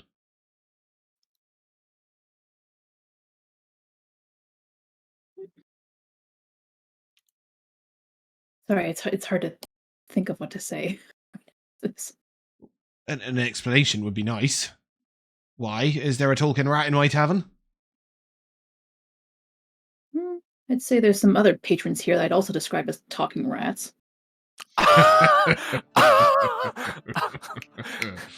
Get a... Oh, that might be true, but does he carry diseases? You can ask him yourself. You there? What do I call him? Mr. Mubbles? I'm stifling a little bit of a giggle. He looks at you and, you're joking, right? You there, Mr. Mubbles. Sorry to interrupt. Your kind are known for carrying, well, perhaps not your kind, but other rats are known for carrying diseases. And, I've been told that the cellars should always be kept clear of other rats, or they can infect the grain and carry plague. Begging your pardon, but the most important thing to me is the cleanliness of my tavern and the health of my patrons. Mr. Mubble sort of brushes off his fine fur. I keep myself most clean. And I do not randomly delve into others' grain. I'd be a paying customer, you know. You've got copper. He flicks a coin. Silver, in fact. I'm not sure. I'll have to speak to the court wizard and get his professional opinion, but I guess while it's fairly empty, I see no harm in you sticking around. Is this another one of Nora's things? Not calling you a thing. One of Nora's experiments, you like. He looks to the two of you. It is. He brought me a pot plant once that used to shout at me when it was thirsty. I wasn't impressed. Mhm. Is this like As you that? can Is see, this a this- trick? Well, this one probably comes with much more decorum. Aye, that's true. That plant did have an awful screech on her. All right. What can I get you, sir? And at this point, Harriet looks to you. William. You were telling me about the wind and the willows? I wasn't telling you about it. I was asking if anyone had read you it or the Chronicles of Narnia. I don't know what any of those are. Are they books? Well, I suppose they would be if someone would read them to me. Well, they're all Stories? stories that involve talking animals. Oh! Oh, right. Like the penguin that came to tea. Yeah, and the hungry caterpillar. Oh, I don't know that one. I know Raven, far up above. Speak to us about tongues of love. Know that one? No. Oh, it's a good poem. I like poetry. I know the rainbow fish. Oh, perhaps you might tell me some of these tales. And with that, she heads over to the bar and begins to pour you both a drink without asking. We'll hand each of you a tankard of ale. And weary. She looks to you and... You went up north. Came back with 4 of you, but... Did something happen to Anivari? Your tiefling friend? No, she's just gone to drop something off. Oh, okay. I don't suppose you've seen Quick in about town, have you? He's been gone a couple of days. Yeah, we did actually. We did see him about. Oh, good. I hope he comes back soon. I've missed him. Yeah. But you may take 35 experience points because you've got Mr. Mubbles back into the tavern, or into the tavern. Now, let us get started. Once there were 4 children whose names were Peter, Susan, Edmund, and Lucy. Well, that's got Narnia unlocked. Okay, that is as much as you need to tell. But yeah. But what about Mr. Tomness? What about Mr. Tumnus? Mr. Mubbles will ask. But yeah, Mr. Mubbles seems to have one habit that Harriet finds incredibly offensive, which is that he can't sit on the stools because they're too low, so he stands on them, which she doesn't like at all. No, that would be much worse. He's currently just stood up on the stool so he can get his head over the edge of the table. Did you say 35? 35 experience points, yeah. God, you are making this painful. Why? 10 away. Okay, don't worry, you're about to get it. So when Anivari returns, I'll just speed that up for you right now. When Anivari returns, you will get 25 XP for seeing Princess to Ben's. Yay! I will tell you that nor Anivari, as you left, will request that perhaps you visit Princess at some point. Okay. Not just you, but the group as a whole. Mm-hmm. And as you sit down at a table in the tavern, Hetty, Harriet will offer you lunch. And after a short while, the Lady Genevieve will come down to the tavern. She looks at you all expectantly. Have you got it? Do we have anywhere more private that we could talk? Sounds like you're about to give me bad news. She turns to Jobison. A room for an hour. He nods. She'll lead you up to one of the rooms when he tells her the number and gives her the key and all of that, and leads the 4 of you to a private room. You will note as you leave that Harriet and Mr. Mubbles are exchanging stories. Lady Genevieve opens the door and heads on in. And then turns to you expectantly.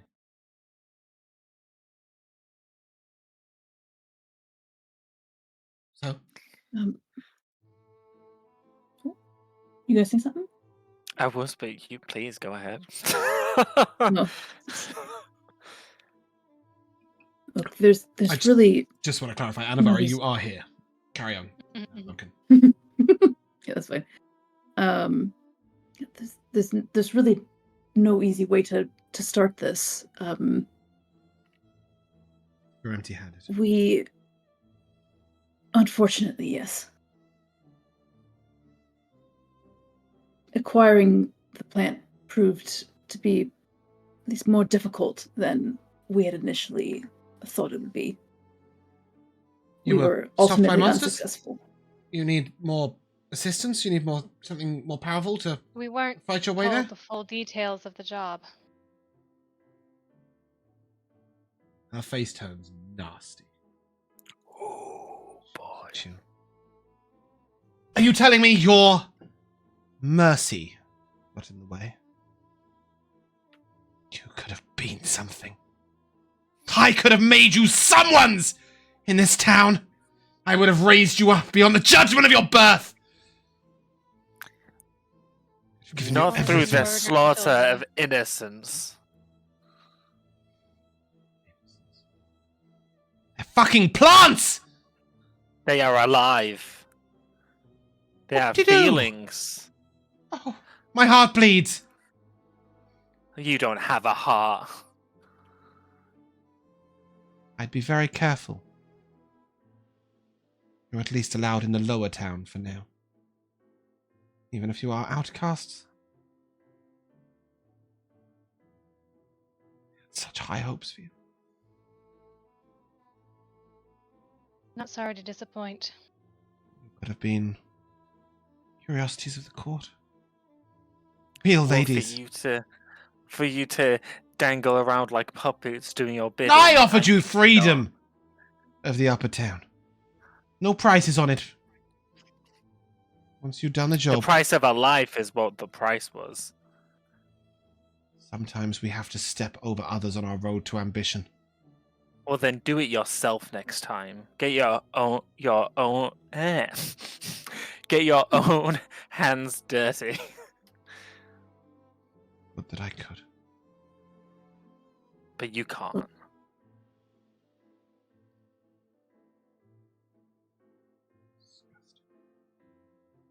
Look, this is a lot to take in all at once, and I understand that emotions are high right now, but I don't come here simply just to tell you bad news. I come to offer a potential alternative. Look at you, peace broker, solution finder. Drop the condescending tone. What have you got for me? I may not be able to offer the solution that you were looking for, but I understand that your mother's situation is extremely precarious. I believe the term is 4 days. Go on. What I would like to offer as an alternative is potential to bring peace to her in her final days.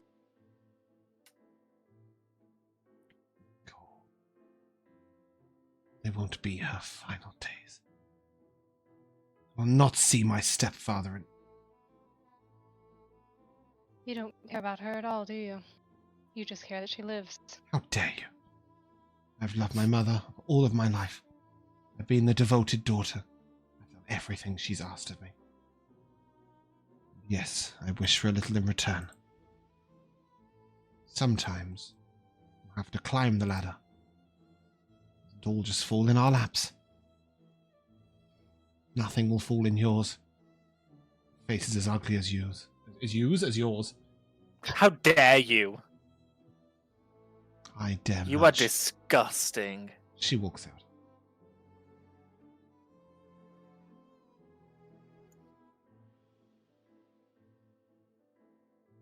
I'd say that went well. Can't say that's the first time Nobility. that. Can't say that's the first time that a grieving person has spewed shit in my face. I don't think that's grief. I That's- think she's clinging tower. Yeah. That's I need to nobility believe for at ya. least. I need to believe at least some part of that is grief, even if it's buried so far deep down.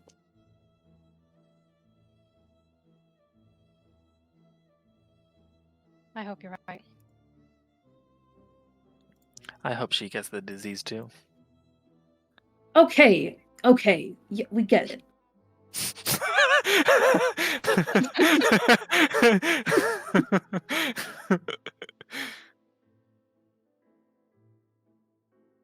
Okay. Assuming you're not going to just randomly chill in this room. I mean, no, we have a room. Okay. Go back and hang out with Mr. Bubbles if we wanted to. Yeah. Well, when you come downstairs, you will see the Lady Genevieve shouting at Jobus, and Jobus shouting back. The gist of the conversation is that the gist of the conversation is that he will not turn you out of his tavern on her request. Seeing you come down the stairs, she turns heel and leaves. And then, what is wrong with you? I'm hoping that was her whacking her head on the door frame. It was on her the way taking out your wicked cup. That's her speaking to Jobus. Yeah. It was her abusing the wicked cup. This Oh, cat. no. Violence is not the answer, Kalia. We'll hang you upside down. Anyway, yes, she leaves and she runs straight into a young man, who sort of comes striding in. He looks very well to do.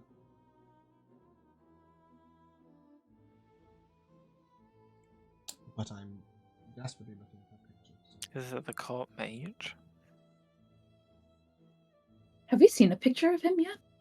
The court mage? No, we've not seen his face. He's always been hooded. Yeah, that is intentional. Mm. Cool. No, this beautiful young man strides in. He sort of looks about and... Oh.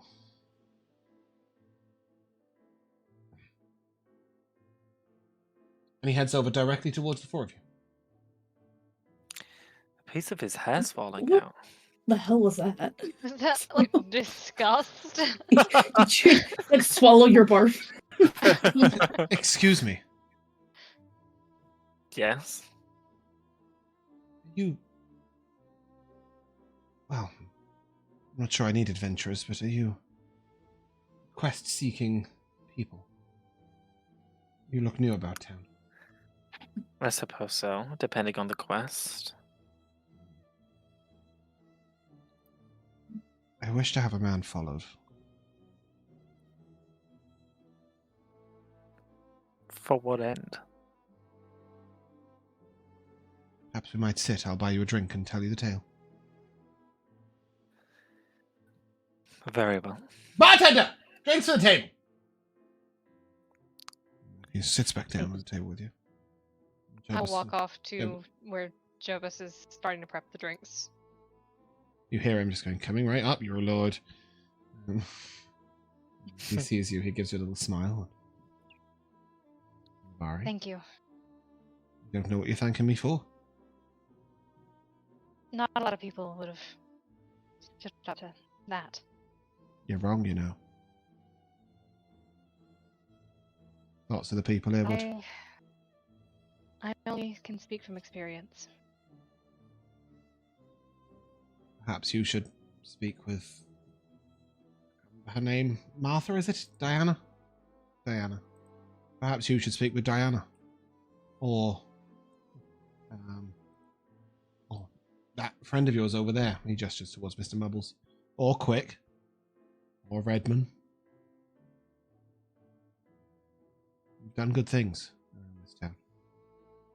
You don't deserve to be treated unfairly just for the way you were born. Any other reasons? It's appreciated all the same. You're most welcome. Right, drinks for the Lord coming right up. He smiles and... Harriet! Hold on! He's nearly finished his... Harriet! You're at work, love.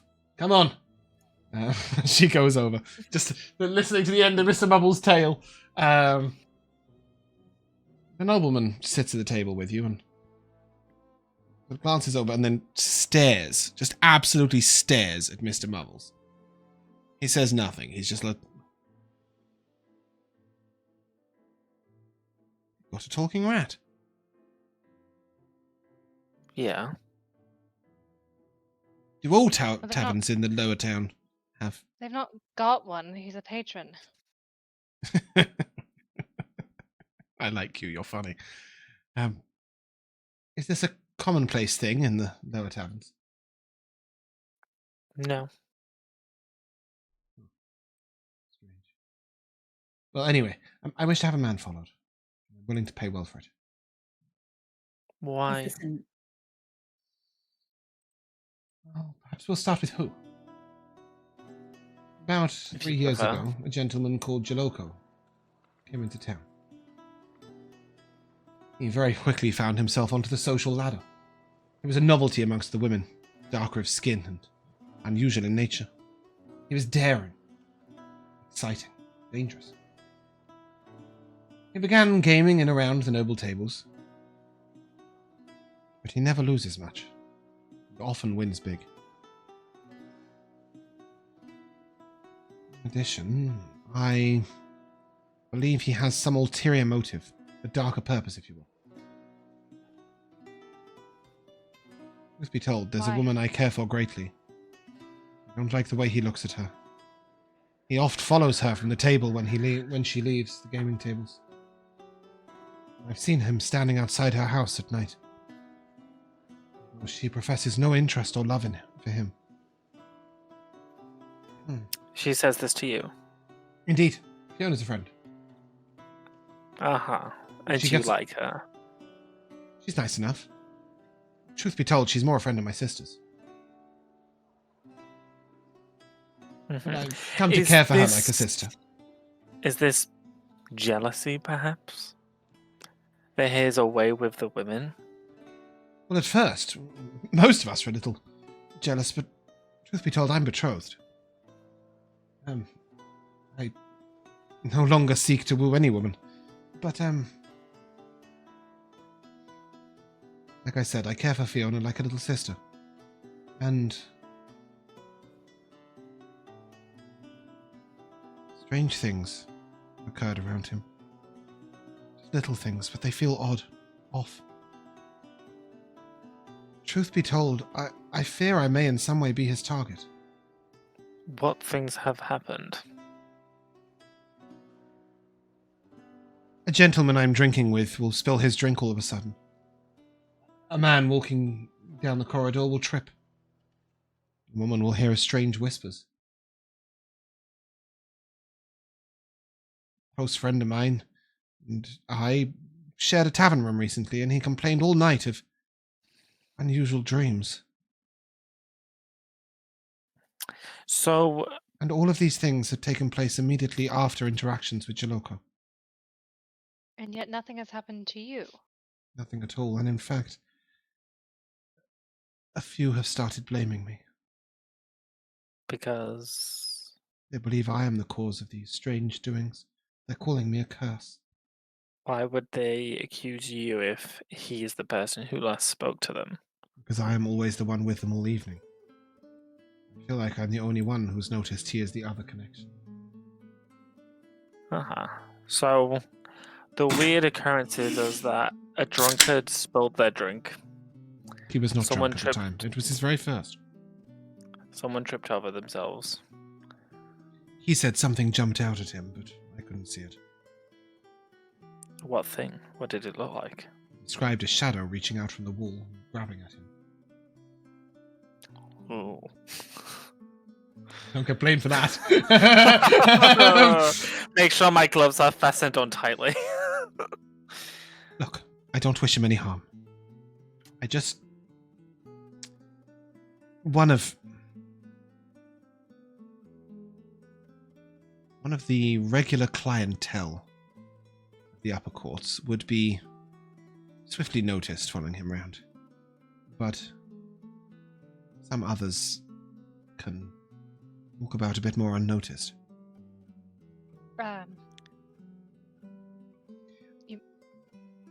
Yes, obviously, clearly. You will be noticed, but perhaps not. Attentions will be different. You would be a novelty in court. I'll vouch for you. Perhaps outside We've his just eyes. made a new enemy in court. is that so? Delicious. You haven't even made it to the court and you've made an enemy. Pray tell who? You passed her on your way in.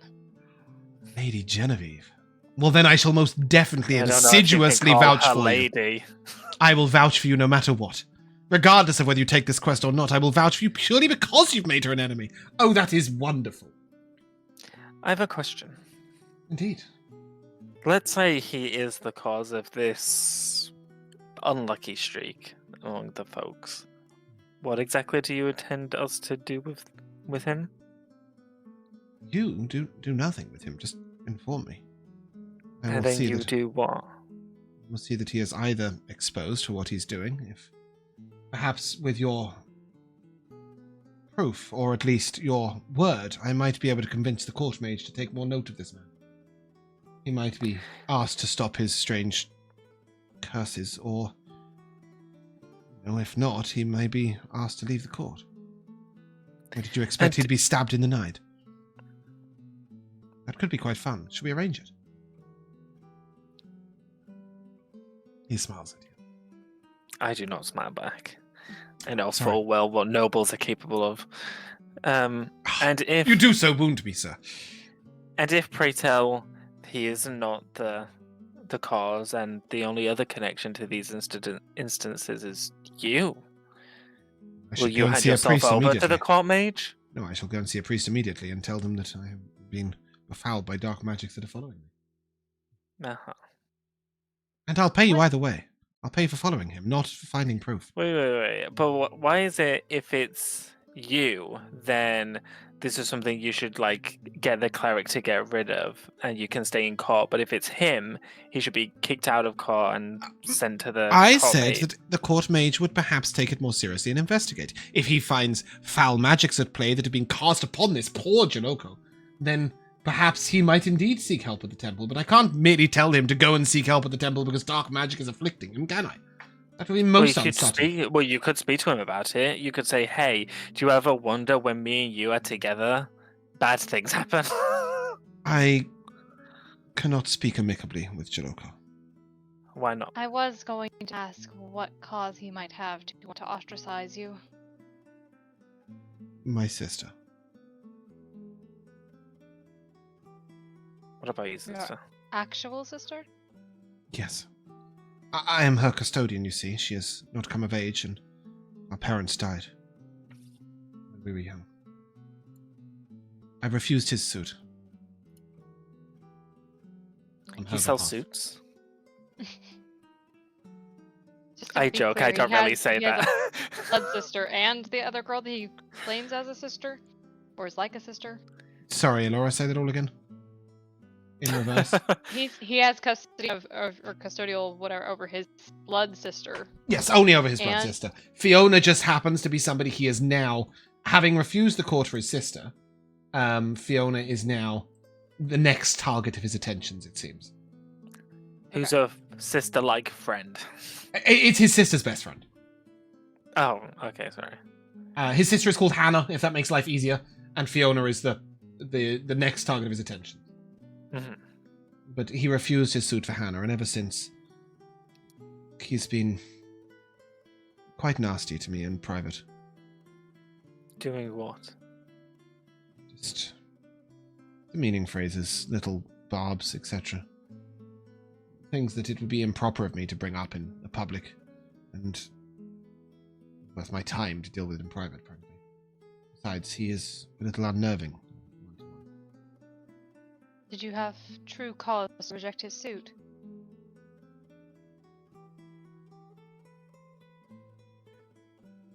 Perhaps not. Then no wonder he is foul about you. You must understand, he came into court only a few years ago. He has no bloodlines to demonstrate. No familial wealth. My sister could draw the attention of the very prince himself. This man offered little in courtly gain. What a nightmare. Who does your sister? Does your sister like him back? It is the way the court works. All the ladies are most enamored of him. My sister included. Well, Though she then has shouldn't it admitted be- that it may have been a passing fancy. Well, shouldn't whoever she marries be up to her? When she is of age, that may well be true. Until then, it is my responsibility. I understand that you are questioning the morals and motives of all of this, but truly, I'm offering you 50 gold pieces to follow a man. Openly, if you wish. Just inspect him, investigate, see what you see, see what you hear. If you do so for 4 days, I will vouch for you, get you into the court. I'll be grateful. Very specific amount of time, a familiar amount of time, actually, coincidentally. Why 4 days? Because, well, I suppose it's 4 days or 14, it's up to you. In 4 days' time, I'm traveling out of town for a 10-day. I wouldn't be able to receive your information. Could you go stand over in that corner and let us discuss this? I shall go and powder my nose. Okay, we don't need to know about your coke habits. Once he leaves. Yeah, he actually goes outside. Mhm. So, one weird place to powder one's nose. Yes, very. All the more proof that it's just coke. So, what are we thinking? I'm thinking he could have saved himself a lot of trouble and just consulted a priest in the first place to exclude himself. True. That's a fair point. Give me a culture. We still don't have that skill. Make it now. We're making it right now. Give me a charisma check. A straight charisma check. Why are you owing? Are you all? Because I have a uncharismatic? -2 to charisma. Oh, what a shame. Well, that's accurate. Does anybody? William, you would have proficiency in this. Okay. And in fact, I'll put it on your sheet in a second. Cool. But for now, It's an 8. you may. Yeah, no, sorry, not just Bumpkin. Elora and Josh, you can also give me a charisma check. Josh 15. with Oh, okay. proficiency. Yeah, I'll roll deception. Elora, you can add your proficiency bonus as well. Ooh, 23. I believe, although I will talk to you about this afterwards. 23, and Elora, you got? Wait, with proficiency bonus? Yeah, with proficiency bonus, I think. We'll talk about it. Then 17. So both of you would know that in sort of noble court, rumors are rife and can destroy someone. And going to a priest to ask if dark magics were following you could easily result in unsettling rumors. Yeah, if someone found out, then they could weaponize that against you. Mm. How I Very love the little game. heed is paid to the dealings of the common folk. So him coming down here, whilst it might seem a little odd that he's headed down to the common town, it's become a bit of a fad with noblemen visiting little tawdry taverns. It wouldn't be looked so askance on. He thinks this is his Sure, safest way unless of someone made the connection that he recently declined his offers to his sister, he came down to the low town, and then all of a sudden these mysterious tieflings Well, he's going to vouch for you. said Sure, I'm just saying someone could connect the dots. Perhaps. It's not foolproof. But very little attention is paid to what happens outside of the... Sure. Sorry to interrupt. You mentioned that why doesn't he get a priest to look into his own things, and I imagine somebody responded with that. Maybe it was Weary's fish. And he carries a fish in his art.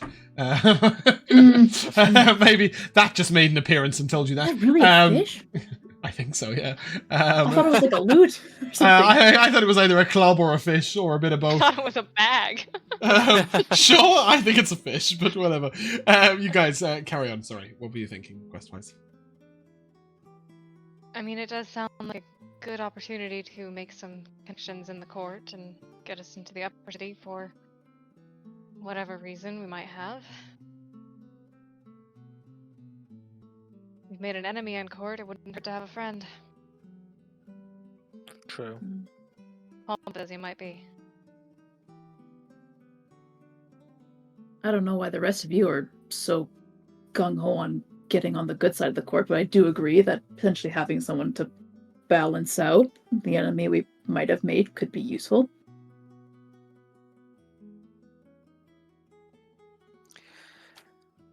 Is Dinari quite disenchanted with the court? It's they're them, we're us. It's them versus us. I love kind that. of thing. True, but there are, I'm sure, many towns who look to nobility to set standards.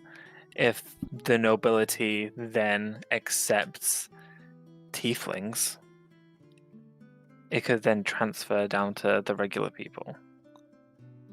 I think you're being still very mighty ambitious. I never said it would be easy. I was just saying there are benefits. I'm certainly not keen to return to court. I mean, I don't love the idea either, but it seems beneficial. When William said return to court, I think that might be the first time William's told you he comes from nobility. Apart from the little comment that I was a runaway noble in episode 1. Yeah. So I don't know if anybody picks up on that or says anything, but it is worth. Oh yeah, well I mean, you don't really talk much about your time in court. Or that? Wow. Backstory, go. Well, truth be told, I wasn't allowed there very often, so I'm not fluent in the dance that it is. Give me a perception check, William, and anybody who's proficient.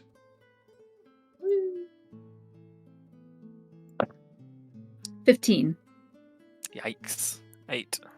Dinari, when he says, when Anivari said you don't say much about your time in court, you will notice that Harriet and Mr. Mubbles have gone very quiet, and they are eavesdropping. Just like, do I see them kind of doing like a bit of a lean? I mean, Harriet has literally just stopped dead, standing next to Mr. Mubbles, and then just turned and looked at the table. She is not subtle. Maybe I'll give her like a little bit of a look to be like, man, you know. She comes over and I was just wondering if you wanted some finger sandwiches. We've got cheese and pickles. Oh. Was that a yummy or a like No, that was a oatmeal raisin cookie. Yeah, that sounded pretty grim, not gonna lie. Oh, all right. Never mind. Mr. Mubbles, would you like some cheese and pickle finger sandwiches? Yes, I think I do. And then he looks out the window and goes, da, da, da, da, da, da, as he looks out the window, quite literally. You guys may resume your conversation, but assume that some people are having a little bit of a listen in occasionally. Sorry. Just to give a bit of a forewarning, if you've been tight-lipped about it before, you might want to be a little more tight-lipped now. Well, there's really nothing to say. It's, I'm here now. You can see, like, in William's eyes, he wants anything to talk about anything other than his past. The tavern door opens and Henson sort of looks over where he is. He didn't introduce himself by name. His name's Henson. And he has a shirt coming out of his chest. I just noticed that. This was grabbed in a hurry. He looks over at you all and sort of cocks his head as if saying, "Is now a good time to return?" Very well. He comes over and, "Have you agreed to it?" We have. Right, a couple of things. Here, and he unfastens a pair of emerald earrings in his hands. Ooh. He puts them down on the table, and those will help you pass messages to each other in secret. Common thing in the nobleman. There are 2 earrings of message. If you wear them both like he does, they have no effect. But if you give one to somebody else, then you can message each other. Are they like dangly earrings, hoop earrings? No, they're like studs. What are we talking? Okay. Just emerald studs, and Just giant gold. you don't have to wear them in your ear. You can also put them on the inside of your shirt, as long as they're touching your skin. Then they will work.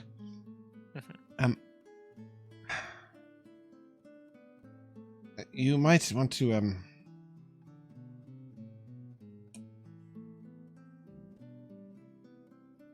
Is he looking at our clothes?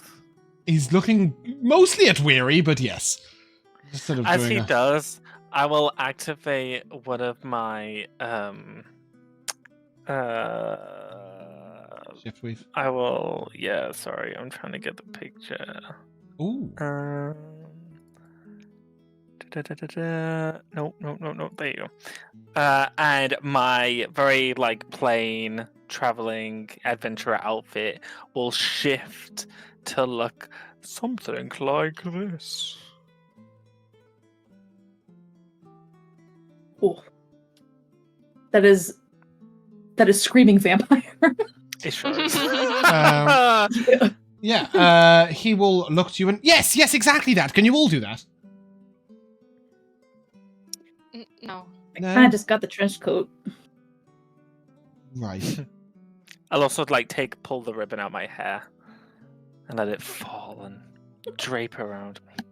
Could you perhaps? And he just does a little finger thing at Weary. He asks you, William, if you could perhaps, and then points at Weary. Ooh, we could give him the glamour weave for a little flair on there. I could perhaps facilitate some clothing if you need, but perhaps we might start with that may be necessary. some heavily perfumed water. Not him telling him to go have a bath. I'm more than happy to vouch for you in the court, and trust me, you two lovely ladies are going to be an absolute hit up in town. But Why? well, you're interesting. I left out of my armor. No, not that. Definitely out of that into maybe a ball gown or at least some fitted A what? fitted skirt if you can't manage anything else. But no, your culture, your heritage, that you bring to the table, different. Everybody loves something different, something unique, something dangerous. And your disdain for the court will only make it even more fascinating. I'm sure we didn't exchange names. I'm Henson, and he looks at you, Josh. You are? William. I'm sure Hale. William Hale. Pleasure. Of the Hales?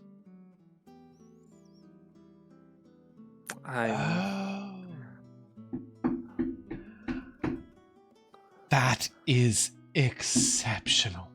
Are we keeping the secret? Me? Are we keeping the surname secret? It'll be our little secret. Why? What it? Excuse me? He slides an earring across the emerald earring across the table and taps his finger on the other one. Lord have mercy. I will hold my finger onto the other. Weren't you disowned? You guys see William's face, facial expression shift. He to literally whatever. rubs his hands together, and you are all such a wonderful novelty. Oh, this is going to be absolutely fab. William, of no particular surname, will be exquisitely capable of guiding you through the various streams of court, navigating their ways and showing you about a bit. I'll even introduce you all to the prince. He would find you most fascinating. He's been lobbying for a visit to Astrium for a long time, but his parents won't let him. I'm gonna look at William to fully catch what that facial expression was. The look on William's face right now is one of just absolute dread and fear, and it's he looks like he just wants to get up, leave, and never come back. He gives the rest of you an indulging smile and begins to pen something out. And here, I hand this to my tailor up at... Oh. I'll send a man down for you. Perhaps tomorrow morning. He might escort you up to the upper town. Otherwise, you're going to have a hell of a trouble with the gate. Yeah, we know. Yes, it's unfortunate. They really shouldn't create such a barrier between different peoples. It creates a vast wealth disparity. I've done a study on it in economics. The more you keep the people separate, the more they separate each other. Anyway, I'm getting distracted on a tangent. Sorry, I do that. Look, I will get a man to come down with you and escort you up to the upper town, at which point you'll be able to get in. I suggest you'd visit my tailors. I'll have a writ drawn up for you, an outfit for each of you, and perhaps some other small bits. Perhaps you might... I will ask Jobus if you might take use of a steam bath or two. If you don't take offense to that, I really wish Jack was here. And nods twice towards Weary, and then sort of gives a little eye up to the bird. Different. Yes, perhaps the morning? Would that be amenable to you? Sure. I will give you... 50 gold is such an awkward amount to divide by 4. I will give you 10 gold at the end of each day if you report back to me with your findings. On the 4th day, well, if we start tomorrow, yes, and then 4 days. So I suppose it's technically 5 before we go away, but you'll start tomorrow. At the end of each day, if you come to me and give me your news, I'll have an evening visit facilitated. I'll pay you 10 gold, and at the end of the 4 days, I'll pay you the last 10. Would that suffice?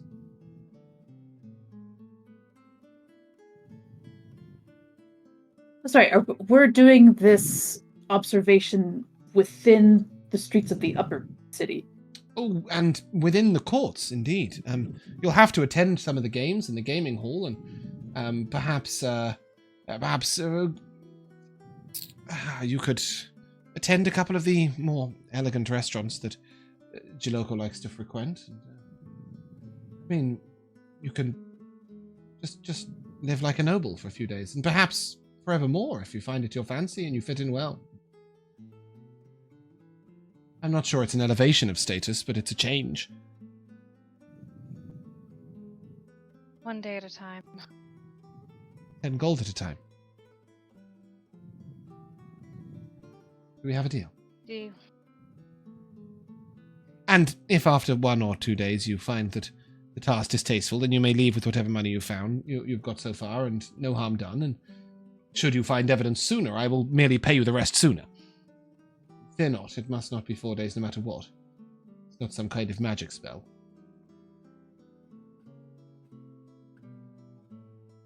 Are they not bringing those finger sandwiches? We didn't ask for them.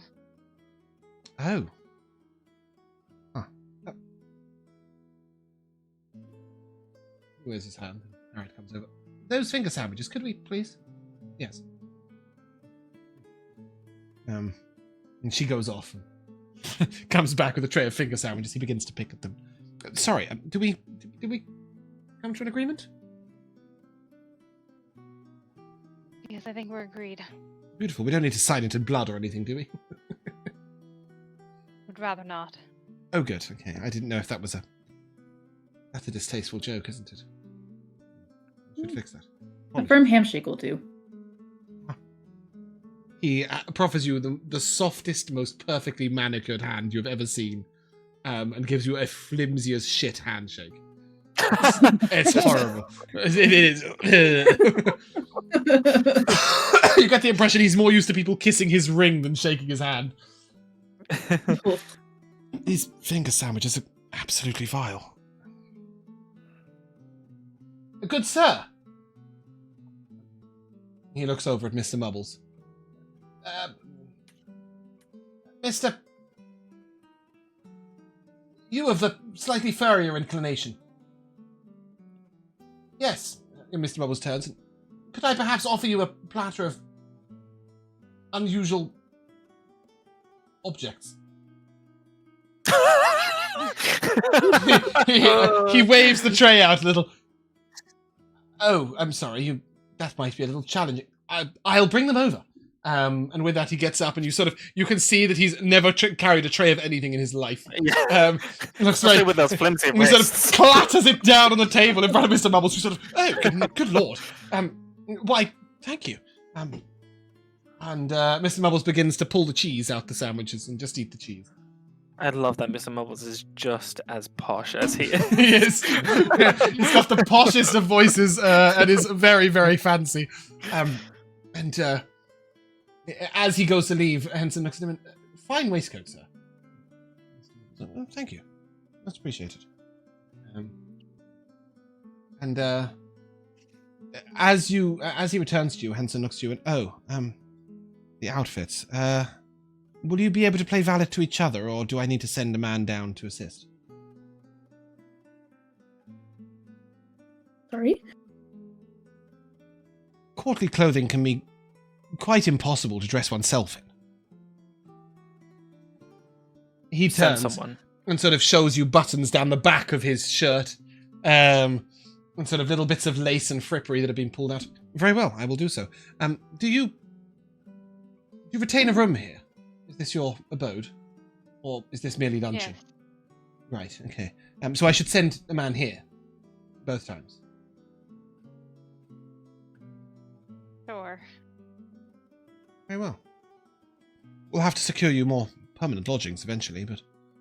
Well, that is if you join the court, of course. Perhaps you'll find it a vile and disgraceful place full of despicable people and judgmental imbeciles.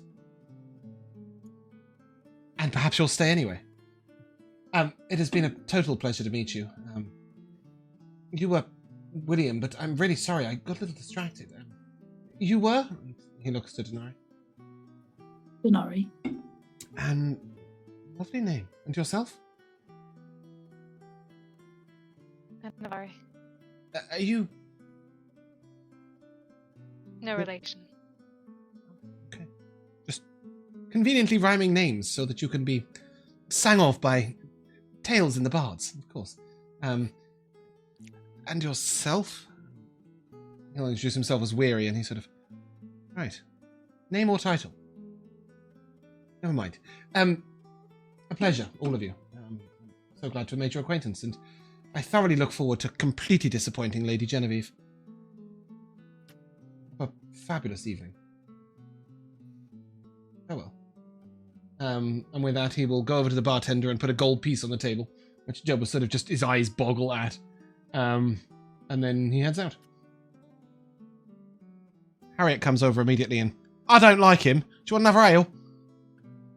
Yes, please. Excellent. And with that, she will lay on 4 ales and, leave you to your own devices. Any plans? Procedures? What's... Nobles don't dress themselves.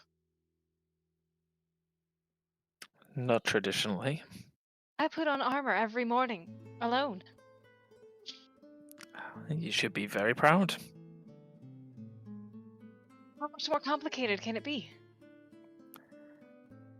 Well, if you have to try and get yourself into a corset, it gets very difficult. Oh. God. Never has Anivari sounded more like Elora than when offered a corset.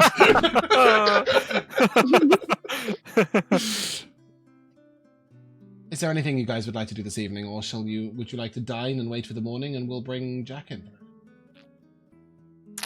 I'm actually, to try and get ahead of any further questions, I will simply just be like, it's getting late, I'm gonna go. As you say this, Harriet turns up to take your dinner order, and will say to you, would you like yours in your room? No, I'm not hungry. Oh, right. And I very fleetingly rush upstairs. Just before you leave, Mr. Mubbles will come over to the table and... I'm not quite sure I'm ready to face an entire tavern full of patrons as people have started coming in and giving judgmental looks, but I've made at least one friend here, and Harriet has assured me that I may return for lunch the following day. I am very in your debt, multiple times. But there is one more thing I might ask of you, if you would be willing. I would be very glad to pay you, and but perhaps not in gold. Just, Princess was quite destructive. I now find myself with an upstairs, but, he sort of puts his little paws up, and I don't suppose I might proffer your services in moving a few things around and clearing up, and frankly, you can take anything that takes your fancy. Provided it doesn't belong directly to Nor, of course. I think a little bit of manual labor would do me good tonight. This evening? Well, that's most kind of you. I would really appreciate that. And just to briefly go over it, you won't find anything magical at all. But there is a wonderful selection of silver spoons, all matched, which you know could sell for about 2 gold pieces. There's also a fabulous deep red cloak that is just really, really nice to look at. And there is a scabbard for a sword or a scimitar that, whilst not magical in any sort of, it doesn't confer any magical benefits, it does change size and shape according to the weapon that is placed within it. And it is of nice dark leather. Yeah. Probably a good idea to have the sword actually under wraps. Mm-hmm. He will also offer you a full set of the Wind in the Willows books, should you wish to read them to Harriet. You guys, and that will be offered to you as a group, so I will put that in the group loot tracker now, and you can do with them what you please. So we have Scarlet Cloak, non-magical, sword, sheath, adjusts size to Dinari, set of matched silver spoons worth 2 gold pieces, and full collection of Wind in the Willows books. Cool. Which now exist apparently in the world. There was You're welcome.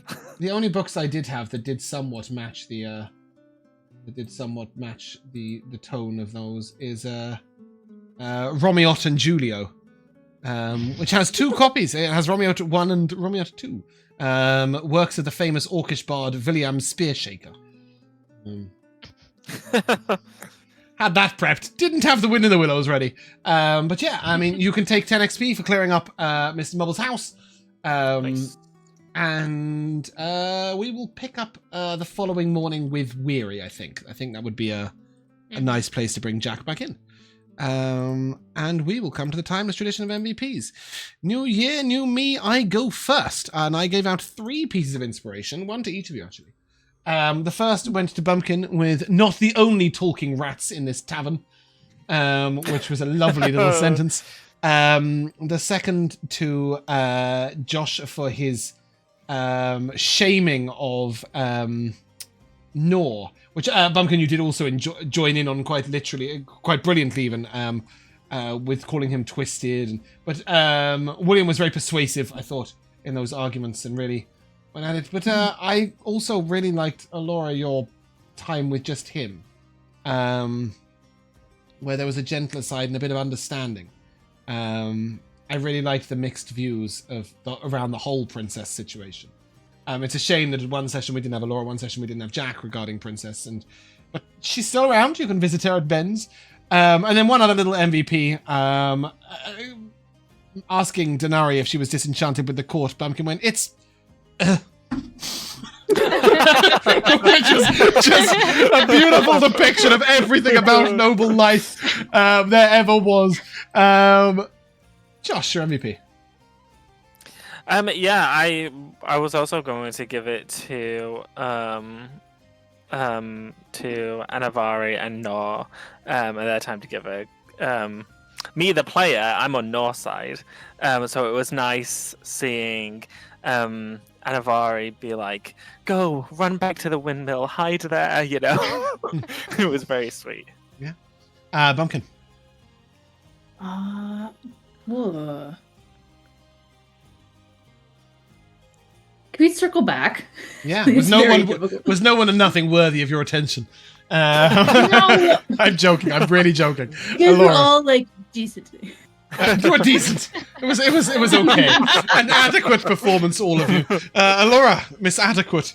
Your MVP. I really enjoyed like all of today's session with me. There was so many great interactions and everything, like the confrontation with Guinevere. Genevieve, not Guinevere. Who's Guinevere? You know, She's the one in with something. the long G name. I don't know.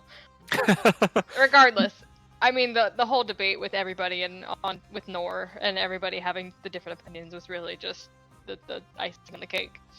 It was just everybody arguing their own points.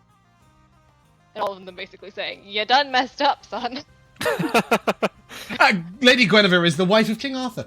There you go. Yeah, Bumpkin, it's only you left. Yeah, I realized I said circle back and didn't really have too much time. No. to think of anything. No. I think I might just put an MVP to the Lady Genevieve confrontation, because I've been thinking about that for a long time. Did you about think she how was going to that's be gonna evil happen. and angry? I expected somebody to be angry, but then learning the motivation of, the stepfather, but also like not really getting that in character, so like not changing what I did, but still have a different reaction that was still like usually that would be if you think about something for a long time and it doesn't come to the expectations, people might get like a little annoyed. But that was still, I still am very appreciative of how that confrontation went around. Good.